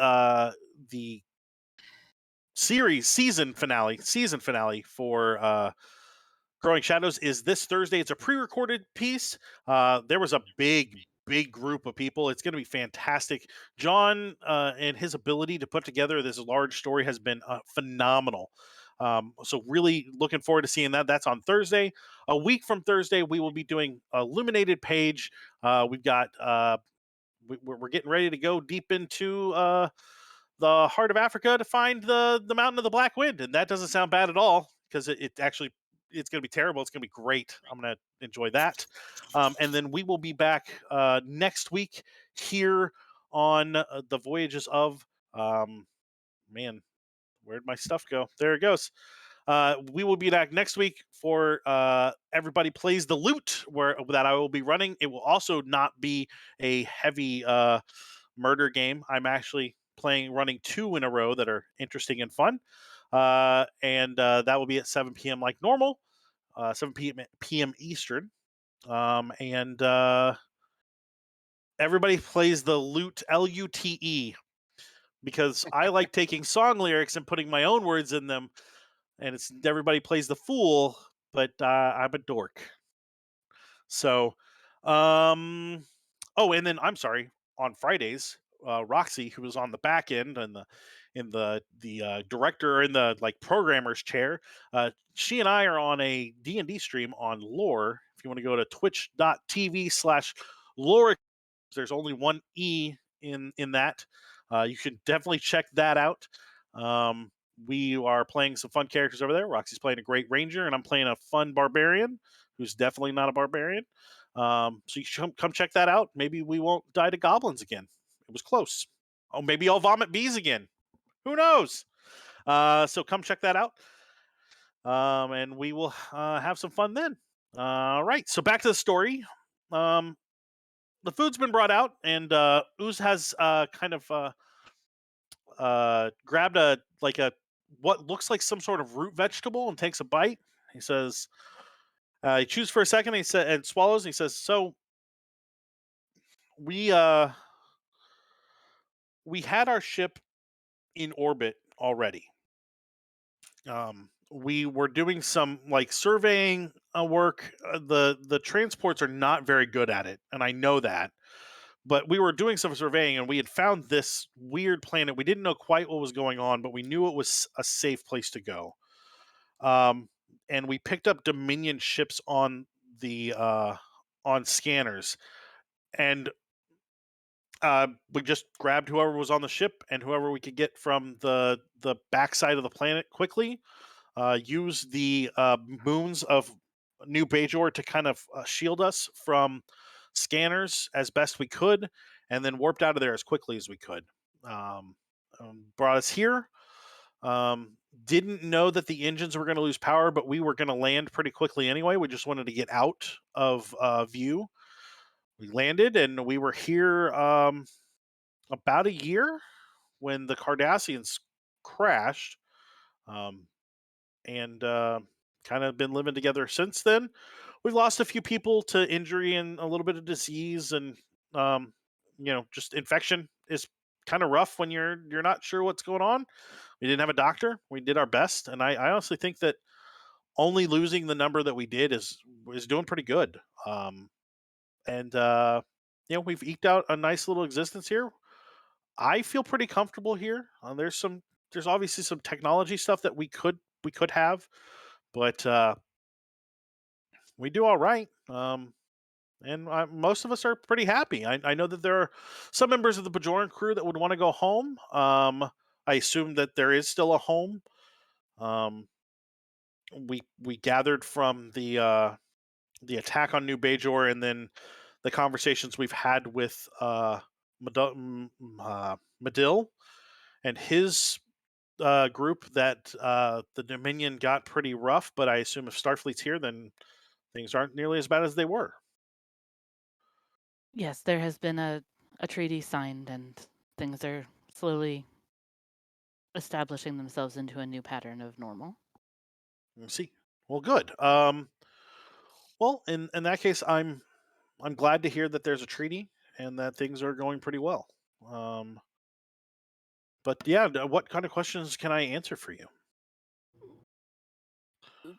The primary one is the first one, which is, what do you all need, especially in the immediate sense? Um, I think the big one is that medicine, just general medicine. If you have it, great. If you don't, maybe we could get a supply of that. I don't know what Bajor is doing for colonies here right now, but I'd be happy to see some visiting Bajoran ships. Definitely want to tell them how to get past that shield, Absolutely. because it can be a bit of a bear if you if you don't. We obviously can't leave the planet unless we're on a different ship. Luckily, the two scientists we have figured out what was going on with the scanners that we could salvage from our transport. Um, so, especially once the Cardassian ship had a very similar problem. So you're wanting to stay here then? I mean, have you look around? The planet is pretty idyllic. Um, like Yeah, but it's also off of every conceivable trade route. so it was everywhere else until there was a need for a trade route. Hmm. Do you have any family, friends that we should contact Um, from your colony? And I the, will say Rozrin is watching very carefully this answer. he says, we would also have some earrings to send home Of course. to the families. That I would definitely want you to take back and make sure they get there. I don't know how long it'll be before any other ships come, but I want Bajor to know that we're here and we're safe and who's here, so they can be aware. Of course. How what challenges have you run into here? I know we've heard a little bit about some of the predators not being immediately apparent. Yeah. The Vidal's assessment of it is pretty right on. Some of the predators are dangerous, and you can tell. They let you know. They growl or hiss or whatever they're doing, squawk. Um, but there are a few that don't seem dangerous until you get too close. Um, We did lose one of the members of my crew early on to something that looked kind of. I've been to Earth once. I saw an elephant. Okay. And elephants can be dangerous. They're big creatures, but this looked similar without the tusks and without the trunk, but similar in size. And then it raised up on its hind legs and ran towards us with claws. It was. Ooh. We were lucky that we only lost one of us. Yeah, sounds like it. So we're not great at naming things, so we called that one the claw beast. But they tend to stay north and west of here. They have a hunting ground up there. There's plenty of animals here for them to hunt and for us to herd. I think you saw the herds probably as you flew over. The food has been a little getting used to. We didn't have a lot of seeds to bring, but we planted what we could, and then harvested what we could from the natural area. We did find some older ruins um, that looked like just empty buildings, but they were a little too close to the claw beast territory, and we didn't really want to do that. We did find some clearly cultivated crops that had become wild over time. I don't know how long it had been. Um, we don't really have any scanners, so it's hard to date anything like that to be sure. Absolutely. Uh, If I may, Commander, and she'd look at the leader while sort of just side eyeing the Cardassians. You seem to have all adapted well together, but and she would like look at the Gill. Is the We have obviously the Bajorans wish to contact home. Do you and yours have any desire to contact your home? Medal's eyes very, very briefly flicker over to Ooze and then back to you, and he says, "If there is still a home, after that battle, I assumed that the Dominion destroyed Cardassia. No, Cardassia is still there. Then yeah, I would be interested in that. I know that members of my crew and Ooze lightly clears his throat, like the lightest of clearings that you could ever hear. He says, "Well, there are plenty of us that still want to go home, and I'm sure that the Gill and members of his group will have the chance." Uh, the next thing I wanted to ask is, again, this is a really impressive achievement of technology and engineering. You mentioned there were scientists who were studying how it came to be. Is it would it be would you mind sharing that data with us? Oh, we would be happy to. It's fascinating. From my understanding, and I will admit, I am not a scientist in those sorts of things. My specialty was agricultural, thankfully. Um, my understanding is that they've understand the effects but not the causes of what's going on, so like they understand how the shield is generated and how the illusion is made, but not how it's made. Like they don't understand, like I there's no understanding of where it even gets power other than it clearly drains anything that comes into the atmosphere. Real quick question, because we didn't talk about it. Did you guys pick up that probe, or is it still in orbit? If it was losing power, I would have wanted to pick it up. I Okay, just didn't say Yeah, anything because I'm scatterbrained. sure. yeah. um, if it is not overstepping, it's been quite some time since anyone here had medical attention from an actual doctor. If my chief medical officer is willing and your people are willing, I would like as many people to get a checkup as possible. Of course. I would say that I would want you to start with the two that are under the weather. Yep. But after that, whoever is available, we've come to the realization that we're only stronger together. So everyone won't be required to do this, but they're going to want to. Wonderful. I just have that feeling. And the Medill nods his head without saying anything. Additionally, Commander, I think we should also probably explore the village and compile a list of things that we can get from the Cerynitis, maybe some replicators and other items to, if they're going to remain here, maybe make their existence a little more. We definitely don't have the power ability to use more than one replicator. So what power generation we have is based off of our engines, and they were barely working when we landed. So I wouldn't worry too much about that unless you can also provide some sort of power generation.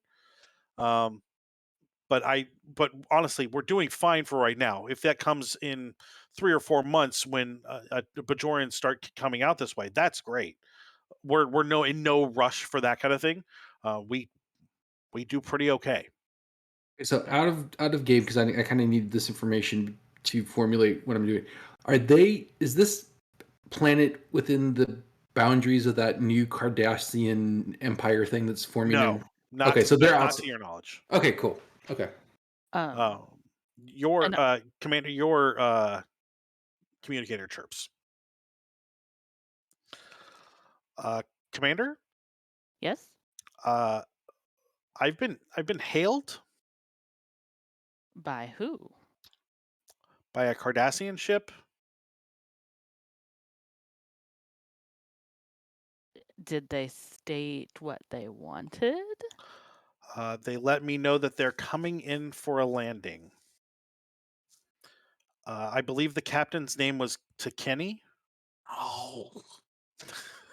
Do you, Commander, if they are not aware or ready for the shield, then we are going to be expecting a Crap. rain of wreckage.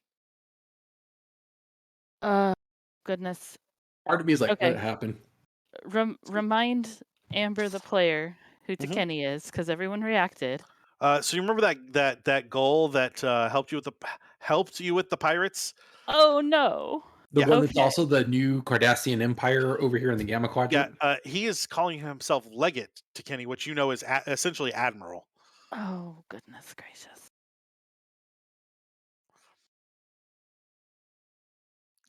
Commander, what should I? I haven't responded. Should I tell them about the shield modulation? Warn them that their shields need recalibrated. Do not give them exactly the instructions to do so until we discover their intent. Also, I guess we should also let the Cardassians know that if they do not have their shields calibrated, they will lose power as soon as they enter into the atmosphere. Yes. Ooze leans forward and he says, "Is this a Cardassian warship?" So there's a lot going on right now. This particular ship belongs to an individual trying to form a new Cardassian empire. How does Gil Gil say kind of that? sits up straight and he says,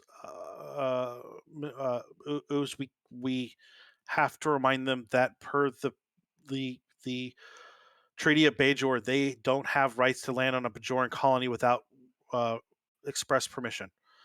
They So cannot come down, Ooze. I will also relay that if that treaty is still in force. It would be kind of. There's a different Yeah. Treaty of Bajor, but they would still have the similar rules.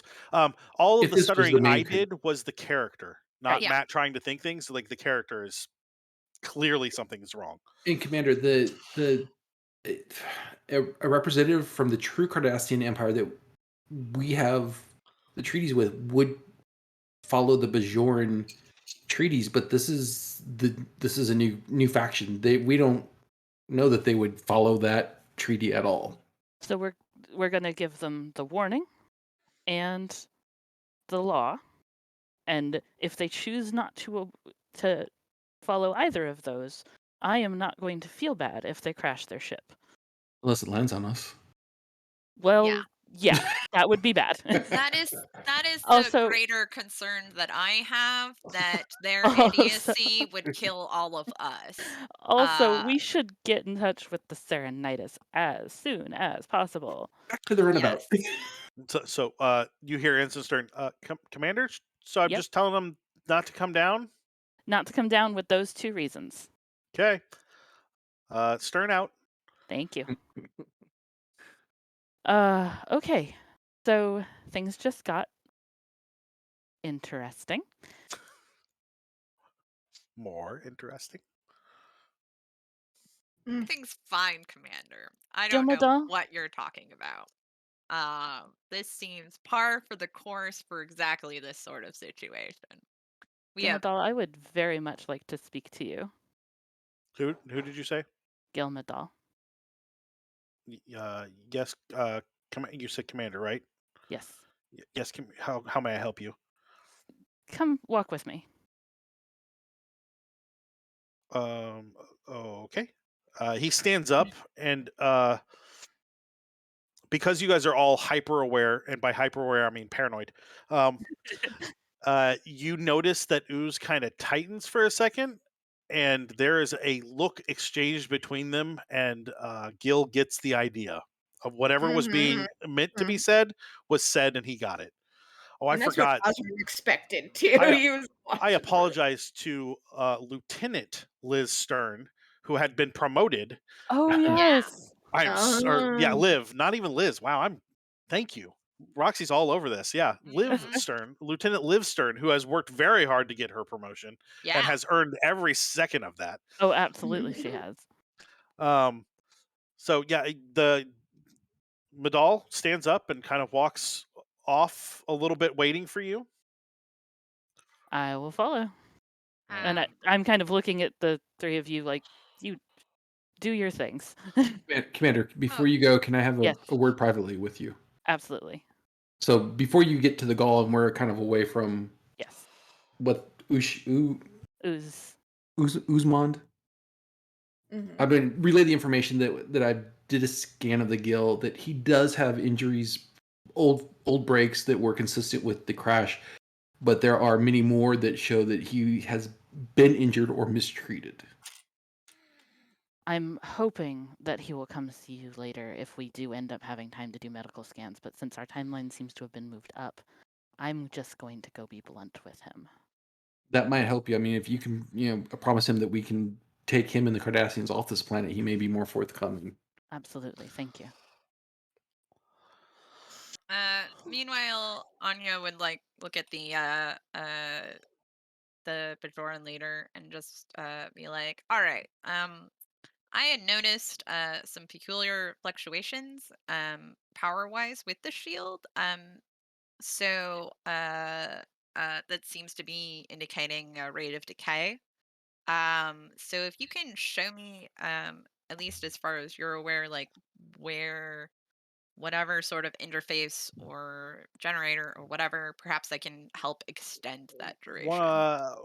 I'd be happy to if I knew where it was at. I can introduce you to Larik. Hmm. She understands the shields better than anyone, and maybe the two of you can work together. I honestly don't. I, Hand me some corn or some roots, and I will grow you some food. Harmonics are way outside of my understanding. uh, we all have our path. He does seem charming Mhm. enough. Like, he seems friendly. You are getting some of that same friendliness that you got when you served in the Bajoran militia, when people just didn't like you Oh but yeah. smiled anyway. Oh yeah. And she's giving it right back. Just like, yeah, Excellent. definitely. I can play this game too. Commander, you wander off with the Gill. So, Commander, what questions can I answer for you? What Does Ooze not want you to tell us so that we can help? I'm not sure that I understand what you're asking, Commander.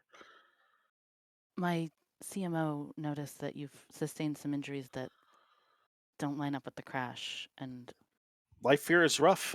Sometimes, accidents have happened, but I've taken a little bit of the brunt of it. But that's just how it goes sometimes.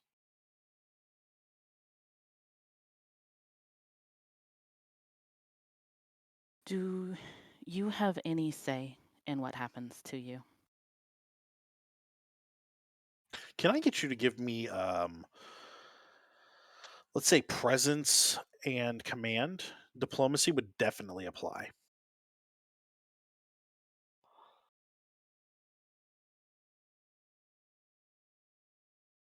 Hang And do on, you have all the disarming nature? I do. That would definitely apply too. I think that lowers your. Uh, does it just lower your difficulty? Whenever I am engaged in a social conflict, I reduce the difficulty of any test to make my target relax or trust me by 1. Yeah. So it's going to be a difficulty of 1 then. I succeed with 1 success. Fantastic. Um, his shoulders slump just a little bit, and he says, "I have some say when they let me have some say. There's there's a lot of pent up frustration about the occupation, and we have taken the brunt of it. That is horrible to hear, and I'm very sorry. At least we're alive." Yes, but that is the lowest of bars. Um, we definitely want to get you and your people out of here if that is still something that is ongoing and you want to go. If you think that you can convince Ooze that that's a good idea, then absolutely. I know that every one of the Cardassians here will want to leave, Okay. but I also know that we cannot go back to Cardassia. What is the story there? My people have done terrible things, and I won't be a part of that anymore. So it's a moral objection to rejoining your society. Yes. Okay. I would definitely recommend reading up on what's happened in the last couple of years and see if that changes anything. But I also understand if you don't want to go home, we will find you a place. If those Cardassians come down here, they will take us. You know that, right? We will do our best to prevent that. Okay. All right. So that's the main thing I wanted to talk about. I'm going to just kind of like try to calm him down, try to make Um, small talk. it is very clear that he has been the victim of some very kind of heinous things. Right. Um, but he does warm to you. Um, and towards the end, he starts giving you a little bit of that like Cardassian sass, Sure. and seems a little bit more Cardassian than he was when you got here. Good. But That's as good soon to as you see. get within earshot of Ooze, that Yeah. kind of melts away. Sure. And that's totally understandable as a survival tactic. Okay. Heads together, guys. We have got to do something about this ship. I don't know if they took our warning or not. Let's check in with the lieutenant. Stern here. So what was the response? They have they told me that they would figure out the modulations appropriately and would be sitting down a shuttle shortly.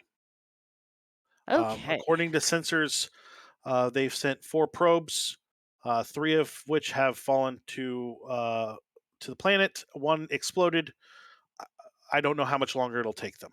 I can't honestly from this end. I can't. I have no idea. Sure. But it's working. Outward. Can we reach the Cerynitis?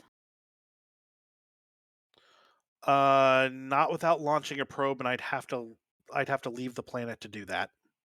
I Okay. can't launch it from here. It just won't work. It would only take me a couple of minutes, but I also don't know what would happen to the probe once it got outside of the shield. Right. Because we don't know if they're going to be hostile or not. All right. I'm going to head back and talk to them a little bit and see if I can figure out what they think they're doing here. Do you want me to launch the probe? I am worried.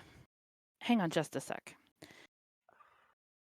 Commander Anbara, if you were trying to figure out that shield modulation pattern, would watching a probe get through it help? Or our shuttle? Yes, Commander, because you could scan whenever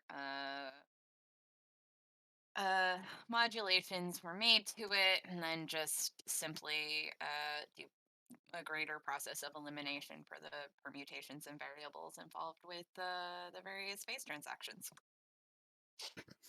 Okay, so That's yes. assuming they have that's assuming they have an engineer on their ship that is of your caliber. Let's mean- assume the worst. You just hear offended noise. No. Let's assume the worst, that they have somebody talented enough to do that, because I would rather not give them that data if it's... I mean, again, it is impossible that they have somebody as talented as I am, but... Maybe not quite as talented, but talented enough. We could also give them a coordinates that is pretty far away from the village as a landing spot. They wouldn't know until they actually entered, but... I mean, again, the issue there is that as soon as they have the correct modulation through the field, any basic scan would be able to pick up in the same way we were able to pick up where the life signs were centered. I was hoping that we could just tell them to land where the scary elephant beasts are. Let them take care of it. Sadly, Herdacians tend to be a bit smarter than that. But, I think, I wonder if we can,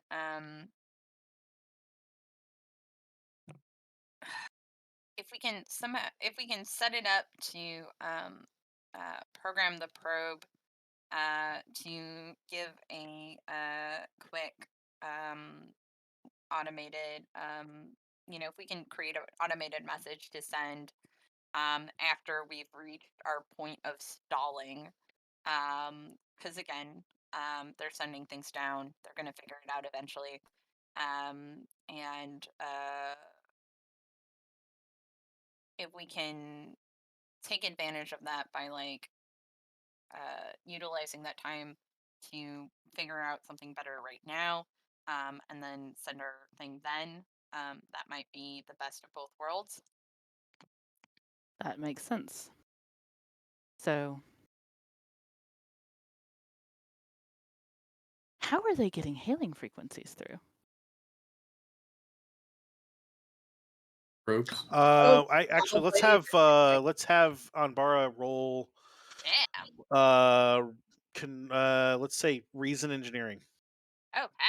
Difficulty of 3. Is this computer expertise? No. Oh, question.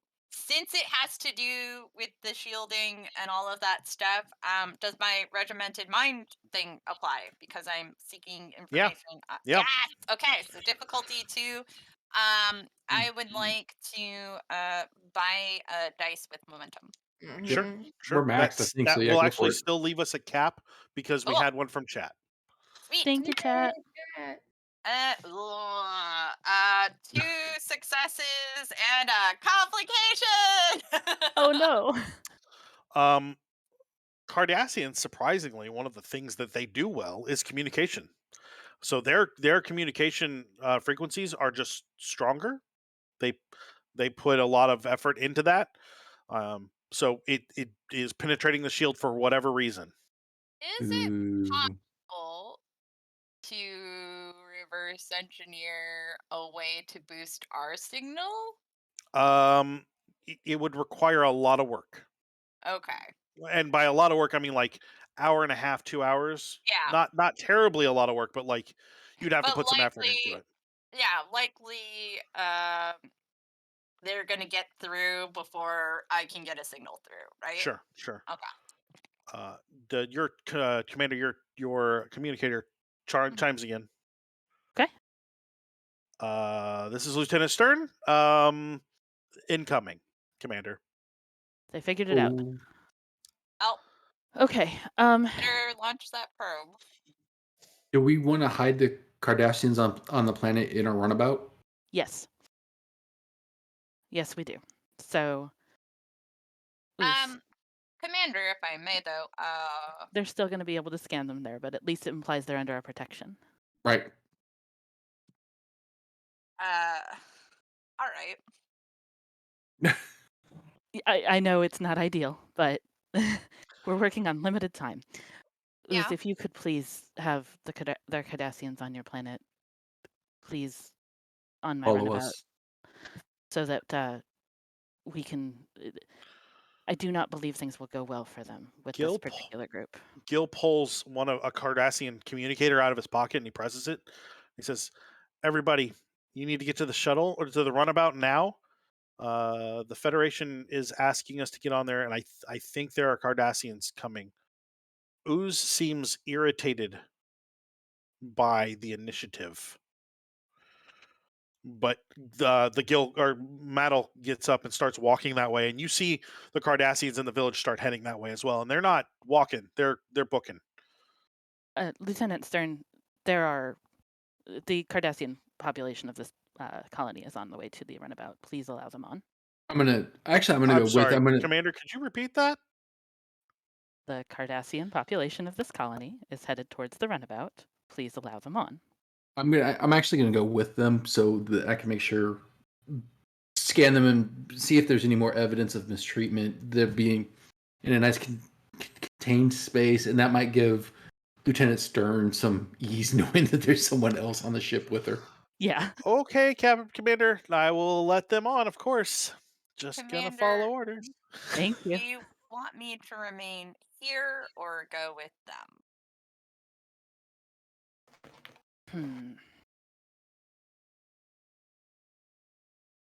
Remain here. I have not been as cautious with this individual in the past as I should have been. You should have listened to. No, just kidding. Yeah, we should have blown him up. You should have blown him up when Rozrin said to. You should have just shot him when Rozrin said you should have shot Man, him. a whole half a season of drama just gone because you murder a guy pre-season. I'd have been a little sad. Just save ourselves some trouble. So as the Cardassians and the Doctor get to the ship and get on board, close it, and it closes up, a Cardassian shuttle lands kind of the opposite side of the settlement. Mm-hmm. Let's go greet them. Rozrin will look at Halada like, you want me to come with yes. you? Okay. It is your colony. We'll be here for support. Anya's wearing her big customer service smile. Yep. So Ooze walks that way with I forgot her name. That's okay. I've got it right here. With Dharma, and with the three of you following behind, and a couple other members of the settlement come with you. Coming out of the shuttle, you see Gold Tukini, and he is kind of flanked by four what are clearly soldiers carrying.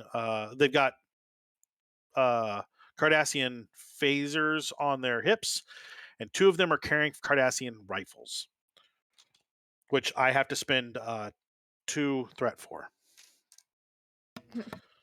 Rozrin wants to be as big and as intimidating as he can possibly be. He's the bad cop here. Halada can be all diplomacy, but Rozrin's definitely giving off the, I'm watching you, and you twitch any scale, any ridge, or anything, I will phaser you. vibes. As we walk over, if I can recall it well enough, I'd like to give him the language of the current treaty. You, you can do that. The legate walks forward and he says, "Commanders, Lieutenant, it's an interesting to meet you here. And then he turns to Ooze and he says, "I'm Legate to Kenny of the Cardassian Empire. We are calling ourselves the True Way, Cardassian Empire in exile. We wish to open trade negotiations with you. And by the treaty, this is greasy as it can be. Like, he's not out of line yet. Except he landed without permission, right? I mean, but yes, but no, because this isn't recognized by the treaty. Sure. Yeah, it sure. wasn't declared an official colony or anything like that. Like, Sure. because again, we all just discovered it. I'm curious, Leggett. I'm sorry. Can someone Oh. tell the half breed to not speak to me? I will absolutely not be doing that thing. Oh. She is an officer in Starfleet and is allowed to speak her mind. I'm sorry, Commander. Go ahead. Yeah, so it's fascinating that you wish to open trade negotiations with this very hidden colony. How did you come across this place? Did they reach out to you, or We are explorers, and we happened across a warp trail, and we found that interesting. So we followed it, and we found this gas giant, which was very interesting. Out here in nothing, Mhm. rogue planets all by themselves, quite interesting things. But then we realized wasn't a gas giant. So once we realized that there were Bajorans and Cardassians on the planet, we thought that it would be a good chance to open formal relations between ourselves and whatever was going on down here. Oh yes, because you just seem so interested in you know peaceful relations with the Bajoran people. I have not pursued anything but peaceful relations with Bajor Hmm. since the war. I totally believe that. Personally, perhaps. Visions of like explosives and stuff go through Rozrin's mind, like that. Yeah. Hmm. Uh, Who's kind of steps forward. He says, uh, I am the leader of the colony. My name is Uzmod. Um, I don't believe we have much to trade with you, and I don't believe there's much we can open negotiations for." And the legate just waves his head. Don't worry about that. I'm sure I saw livestock on the way in. I'm sure that it roasts up quite well. I've got Kanar. I know that your Cardassians are going to want Kanar. It's hard to find it, and from the looks of that escape pod, I'm guessing that they haven't had any in a long time. The commander loves Kanar. I gave her a bottle from my very own personal collection. It is the best Kanar I've ever had. That is so diplomatic. I love it. I love Mhm. it. It was extra chunky. Oh, Oh, gross. Ugh. Yes, Okay.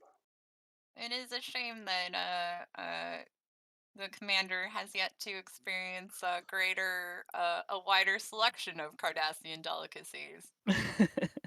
Perhaps once she expands her palate. I can't even finish the sentence. I mean, he did make a point of saying it was a very good bottle of Kanar. Yeah. Oh. so we're going to swap over to the runabout. We're going to change scenes, which we should have done a little earlier, but that's okay. So we're going to lose one momentum.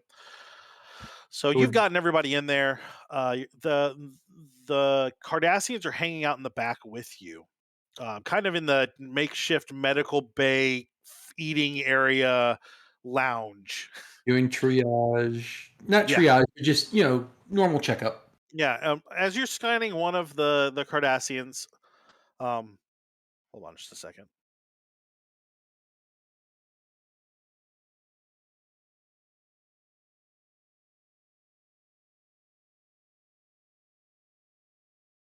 As you're scanning one of the Cardassians, the Gill comes over and he's reading on your tricorder, and he says, "Commander, have you had a lot of chances to scan Cardassians?" Yes and no. Officially, no. Unofficially, yes.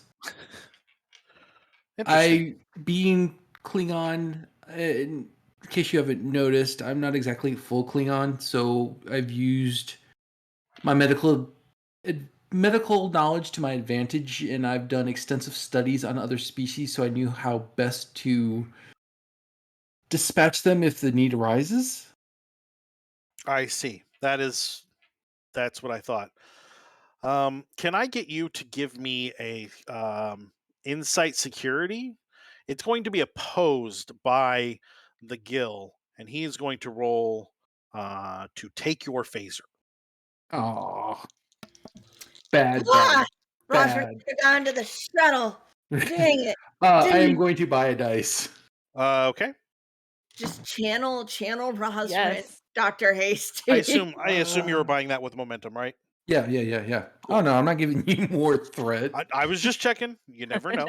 I got a 1, a 3, and a 19. Woo! So as you're scanning, you feel him grab at your phaser, Mhm. and before he can take it, you pull away. Act or grab him by the hand and put him.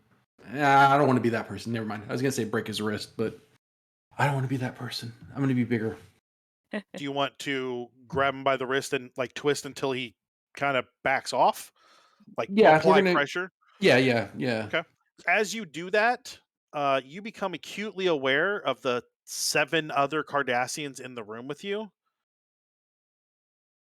And you hear him say over or through gritted teeth, "You can either give us the phaser or we'll take it from you, and it will be very painful." Do command codes work on a runabout? Yes. I'm going to lock them out of the rest of the ship. So even if they get the phaser, Roll presence or control and command for me. control and command. Okay. Oh, what is? I need my glasses. 2 successes. Okay. Sorry, that was a difficulty of 2. So you quickly say, "Computer, lock the ship down. Authorization Haskins. I don't know. 5, 6, 7, alpha 3, 2, 9, beta. You better write that down because next time you're not going to know it and you won't be able to unlock nothing." Um, uh, and you hear the computer chime. Uh, of course, Commander. Or of course, Commander. And then your communicator chimes. Yes, Lieutenant. Uh, Commander, what's going on?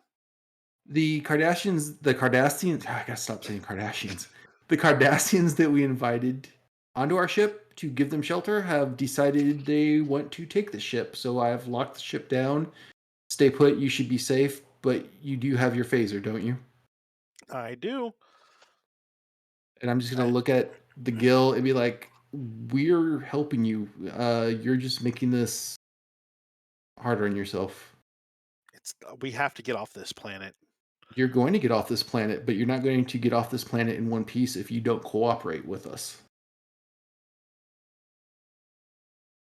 He waves his hand that you're not moving or not holding at to back the other Cardassians off. And he says, "You know what the worst part about the Federation is? What's that? You can't lie." It's a good thing I'm part Klingon then.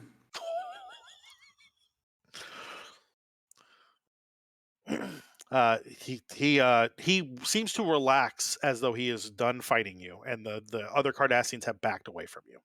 I'm not letting my guard down. Sure. Are you going to let go of his wrist? Not until no, not yet, because I don't trust him. Okay.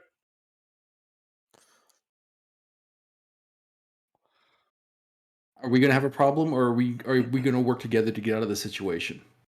You've already told me that you're going to get me out of this situation. Then Federation can't lie. then go sit down over there.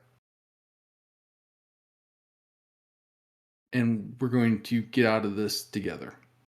And he moves to stand, and I assume you let go of him, right? Yeah. And he goes and sits down, rubs his wrist. And then the rest of the Cardassians kind of stand there for a few minutes, not really doing anything. All right. I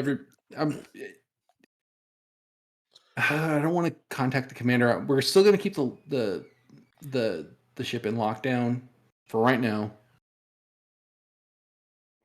What I know you talked to Commander Halada. What is your fear with these They're going to make us go Cardassians? back to Cardassia. Cardassia Prime is completely different now after the war. Cardassia They're actually people were perfectly fine with the occupation, and I am not. I can't go back. then we And would just you see that, like all of the other Cardassians there, their heads are shaking okay. along with his. Then we will find you somewhere else to go. I don't know where you want to go. You don't have to go back to Cardassia Prime. It's only a matter of time before they get their ship, their full ship through those shields. Once that And happens, this is over. You know that, right? hopefully by then we'll be gone. But if you try to take off now, they're just going to shoot you out of the sky. I'm a little more wily than you think. When's the last time you piloted a Federation runabout? All right, that's maybe that's fair. Maybe that's fair, but I still have a few tricks up my sleeve. As do we. And about that time, I'm going to hit my communicator badge. And Commander Halada? I'm going to step away from the group to take this. Yep. Yes, Commander Haskins. We need to really consider strongly leaving. We're the Cardassians. Our guests are a little jumpy and wish to leave now. They tried to commandeer our ship. I have it locked down, and they're willing to cooperate, but they want to leave. I will look over at Ooze. Does he seem He seems on edge. okay? Can the rest of us hear this, or is it just between the two of She them? walked away. I would say Oh. it's probably she's just far Okay. enough away for nobody else to hear. Okay. Rozrin is spending his time looking stoic and like me. Ah. And like, don't mess with me. Like, Anya's definitely trading sass with the Legate back and forth, just like, oh, bless your heart. Okay. Here's what I'm going to do. Commander Haskins, I am going to send Lieutenant Rozrin and Commander Anbara back to you. You all are going to lift off, send a probe through, blaring for the Cerynitis to come, because we need backup. And you are going to try to get the shuttle through away from where their ship is. Acknowledge. I am going to stay here and try and keep the situation on the ground under control. I think us taking off the runabout may exacerbate your situation. It may, but it will also exacerbate the situation for the colonists here, and I don't want to leave them to that fate alone. Understood. And I walk back to the group and order Lieutenant Rozrin and Commander Anbara back to the shuttle.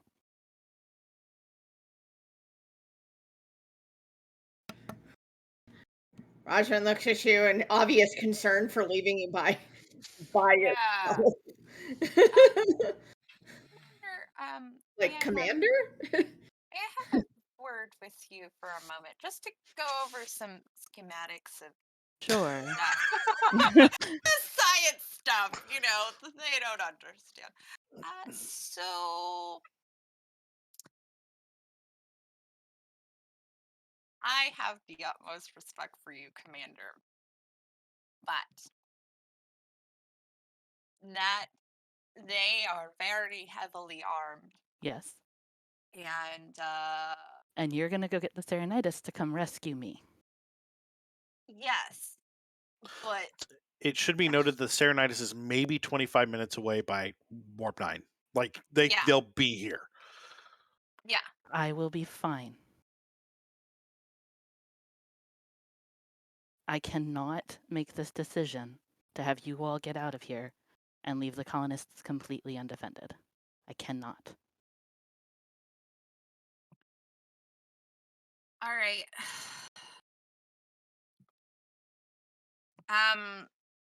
At least let me stay, because I might be able to boost whatever shielding is here to make it more difficult for them to bring their full ship. You have found no way to control that shield from I here. know.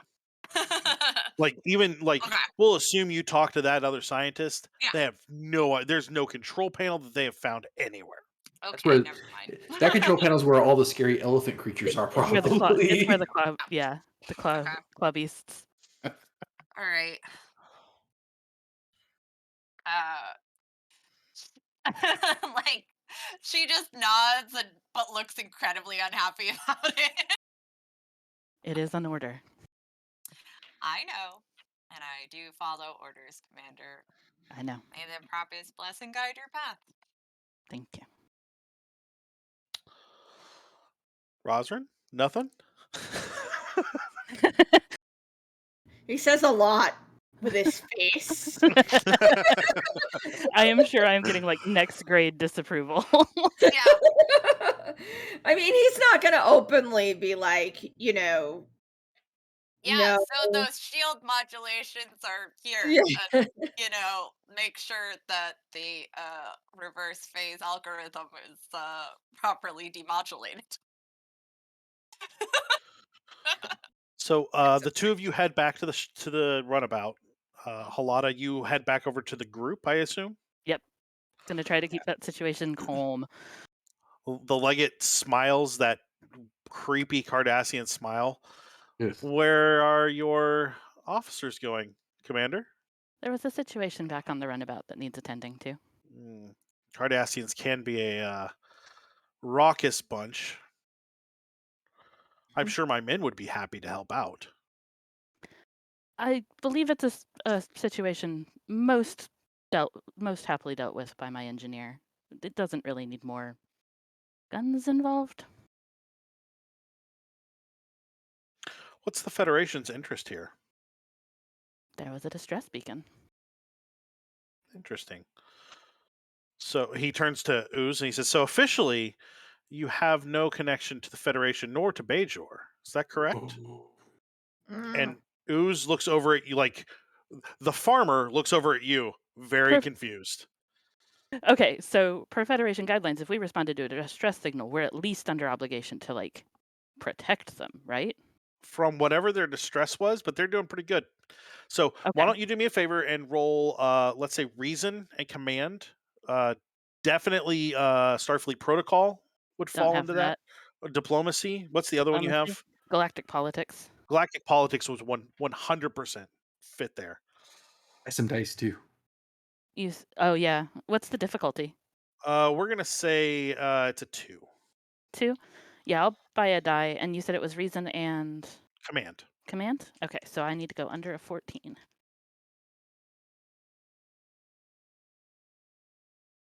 I got 2 successes. 2, you said? Yep. Fantastic.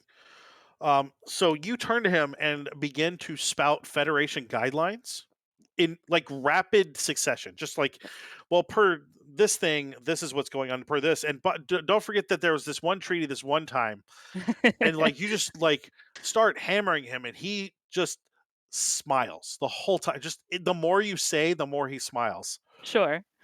By the time you're done, it's been several minutes. You see the runabout lift off. And it's not off the ground for more than, I don't know, 30 seconds before it launches a probe. Yeah. And he says, the legate says, I see that you use words like a Cardassian, Commander. Let me guess, the Cerynitis is on its way, or will be very soon. I will not dispute that. Well, Ooze, was it? And Ooze says, yes. He says, well, the true way will be back to open trade negotiations at another time. And he turns around and heads back to his shuttle. Oh, thank God it worked. Chat really wants you to shoot them. Really, like so badly wants you to shoot them. What's the worst that could happen? Oh, Plunge so the much. Gamma Quadrant into chaos. So much bad could happen. Oh. So he gets back on his shuttle. His shuttle lifts off, and Ooze looks very concerned, but turns back and he says, "The Gill and all the Cardassians are on your ship, aren't they? Yes, they are. And they're not coming back, are they?" No, they are not. Well, I hope their time here was pleasant. And there is some anger in that pleasant. We will, when the Cerynitis arrives, make sure that you have supplies to last until Bajor can come open negotiations with you and supply more adequate protection against this unfortunate uprising that's going on. I understand. Thank you. Good luck with the true way. Good luck with that. We will let them know that it's somewhat urgent. One of the other people that walked up at the same time walks over to Ooze and hands him a box, and Ooze says, "Since you're headed back, please take these." And he hands you the box. If you open it briefly, it is the ear cuff rings of what look like 11 Bajorans. We will absolutely make sure these get home. Thank you. Well, this has been an eventful day. I'm sorry that we didn't get to have lunch, but perhaps next time. Perhaps next time, indeed. And I'll comm the ship. Breaker 19, beam me up. Yeah. Breaker 190 to beam. Please get me off this planet as I walk further away so they cannot hear me. Yes, yeah, you get beamed up without an issue. On our back on the ship, Keed comes out, or the commander and the lieutenant are up in the cockpit. Keed comes up front. His hair is just the slightest bit out of place, as though something has happened. He's pretty good about keeping everything, tight. But he seems none the worse for wear. Good job today, Commander. Thank you. They were a little antsy. We talked about it, and no blood was shed. Probably no worse than they experienced with the Bajorans down there. I hope not. I imagine, though, given the circumstances, what they experienced was far more pleasant than what the reverse occurred during the time their people occupied my planet. No doubt. You hear the door behind you open, and the Gill steps in by himself. It shuts. I told you to sit down. Sit down. He says, Gil Nadal, I hear you tried to commandeer my ship. I apologize, Commander. It was perhaps not my brightest move. People do unwise things when they are scared. Commander, he looks over at Anbara. He says, "Commander, what would you say is the best place for my men to go? We can't go back to Cardassia."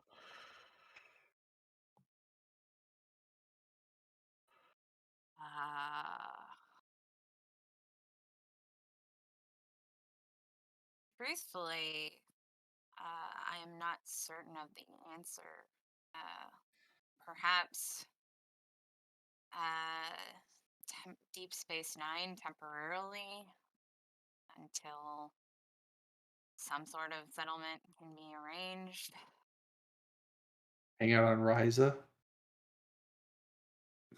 I've heard of Ryza. I hear it's very nice. I mean, honestly, we can't send them to Earth because even though we're at peace, I don't think Earth is going to want. Yeah, I don't want to send them anywhere where they're going to face more harassment and. Yeah, that's why I feel like DS9 temporarily? Is it the worst option? Because it's sort of a melting pot of everybody. Yeah. And they can at least take time to research where they want to go at the Well, very actually, least. that's great. We could send them back to DS9, and you're right. They could research a great place to go to. Anbara, you realize that Yes. if done properly, and you Mhm. would have time to walk them through it, them presenting the earrings to uh people of Bajor, like to whoever would be appropriate, Mhm. might do some good in gaining them enough favor that their time on Deep Space Nine would be Okay. less problematic. Uh, so basically, she would look at the box of earrings and look at the gill and like really scrutinize him uh before finally saying,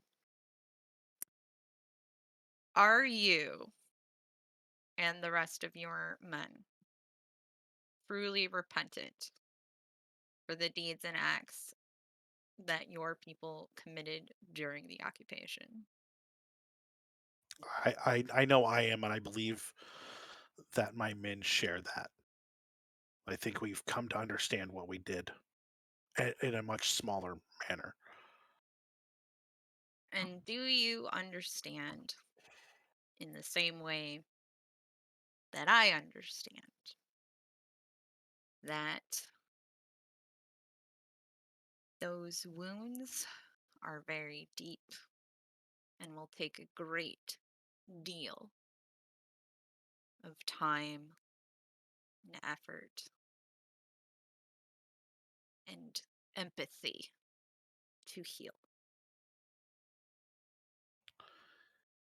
If it took 10 generations for things to begin to calm, I would understand. I think that it would go a very long way, um, with your permission, Commander, um, if the Gil and his men were to participate in the returning of the. Do the earrings have a formal name? They're just earrings. Yeah. That's what it Uh, translates to. okay.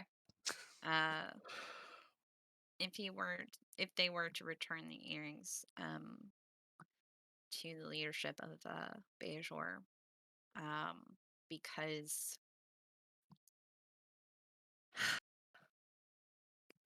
if it is possible for an olive branch to be extended, um, then maybe uh, we can start to heal this rift. I think that is a wonderful suggestion. And Bar, as you go to close the box, you recognize one of the family symbols. I do? You do, because it's the same as your mother's. It's not hers, but it looks like maybe a distant cousin.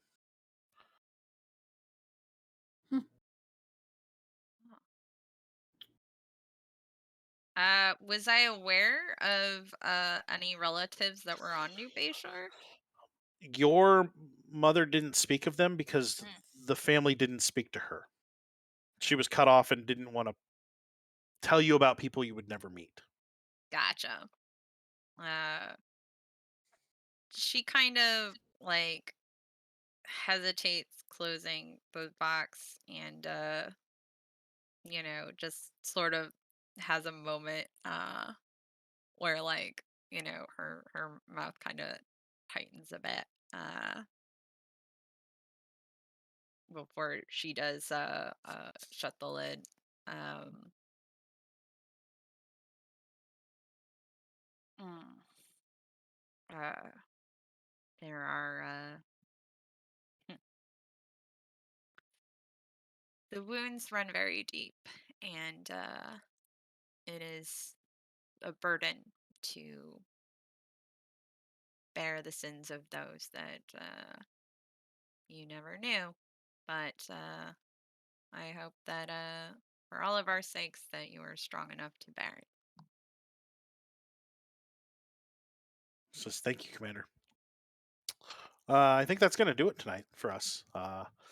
As you guys come out of the shield, you see the Cardassian shuttle pull out and go on to the larger ship, and it almost immediately warps away.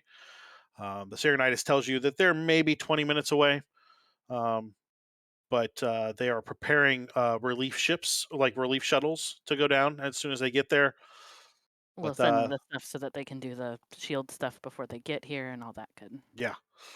Excellent. Well, yeah, that'll do it. Hey, don't forget next on Thursday we've got Growing Shadows. It'll be the season finale, big game. It's pre-recorded, but it'll still be fun. Come out and watch that. Next Thursday we've got Illuminated Page. It's going to be one of the last episodes of season 3 before we change over to a whole new story that Roxanne is going to run, and that'll be fun. And I will be joining the cast as a player. Yay! And then next Monday, I will be running Everybody Plays the Lute, which is the old timey instrument, not stuff you steal off of guys you just killed. Everybody plays the lute. Yes. Sometimes.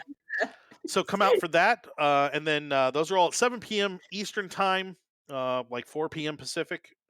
And then on Fridays, Roxy and I are on Lore Explorers for the Rod of the Seven Realms. You should come out and check that out. It is 10 p.m.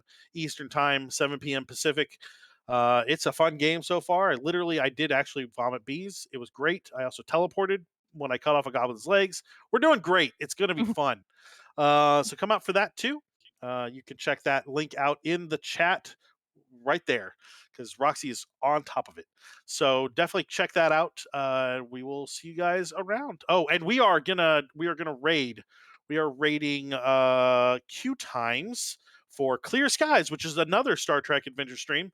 They've got some good stuff going on over there. You should definitely check them out. Hang out for a little bit and say hi. So hold on for the raid as we go.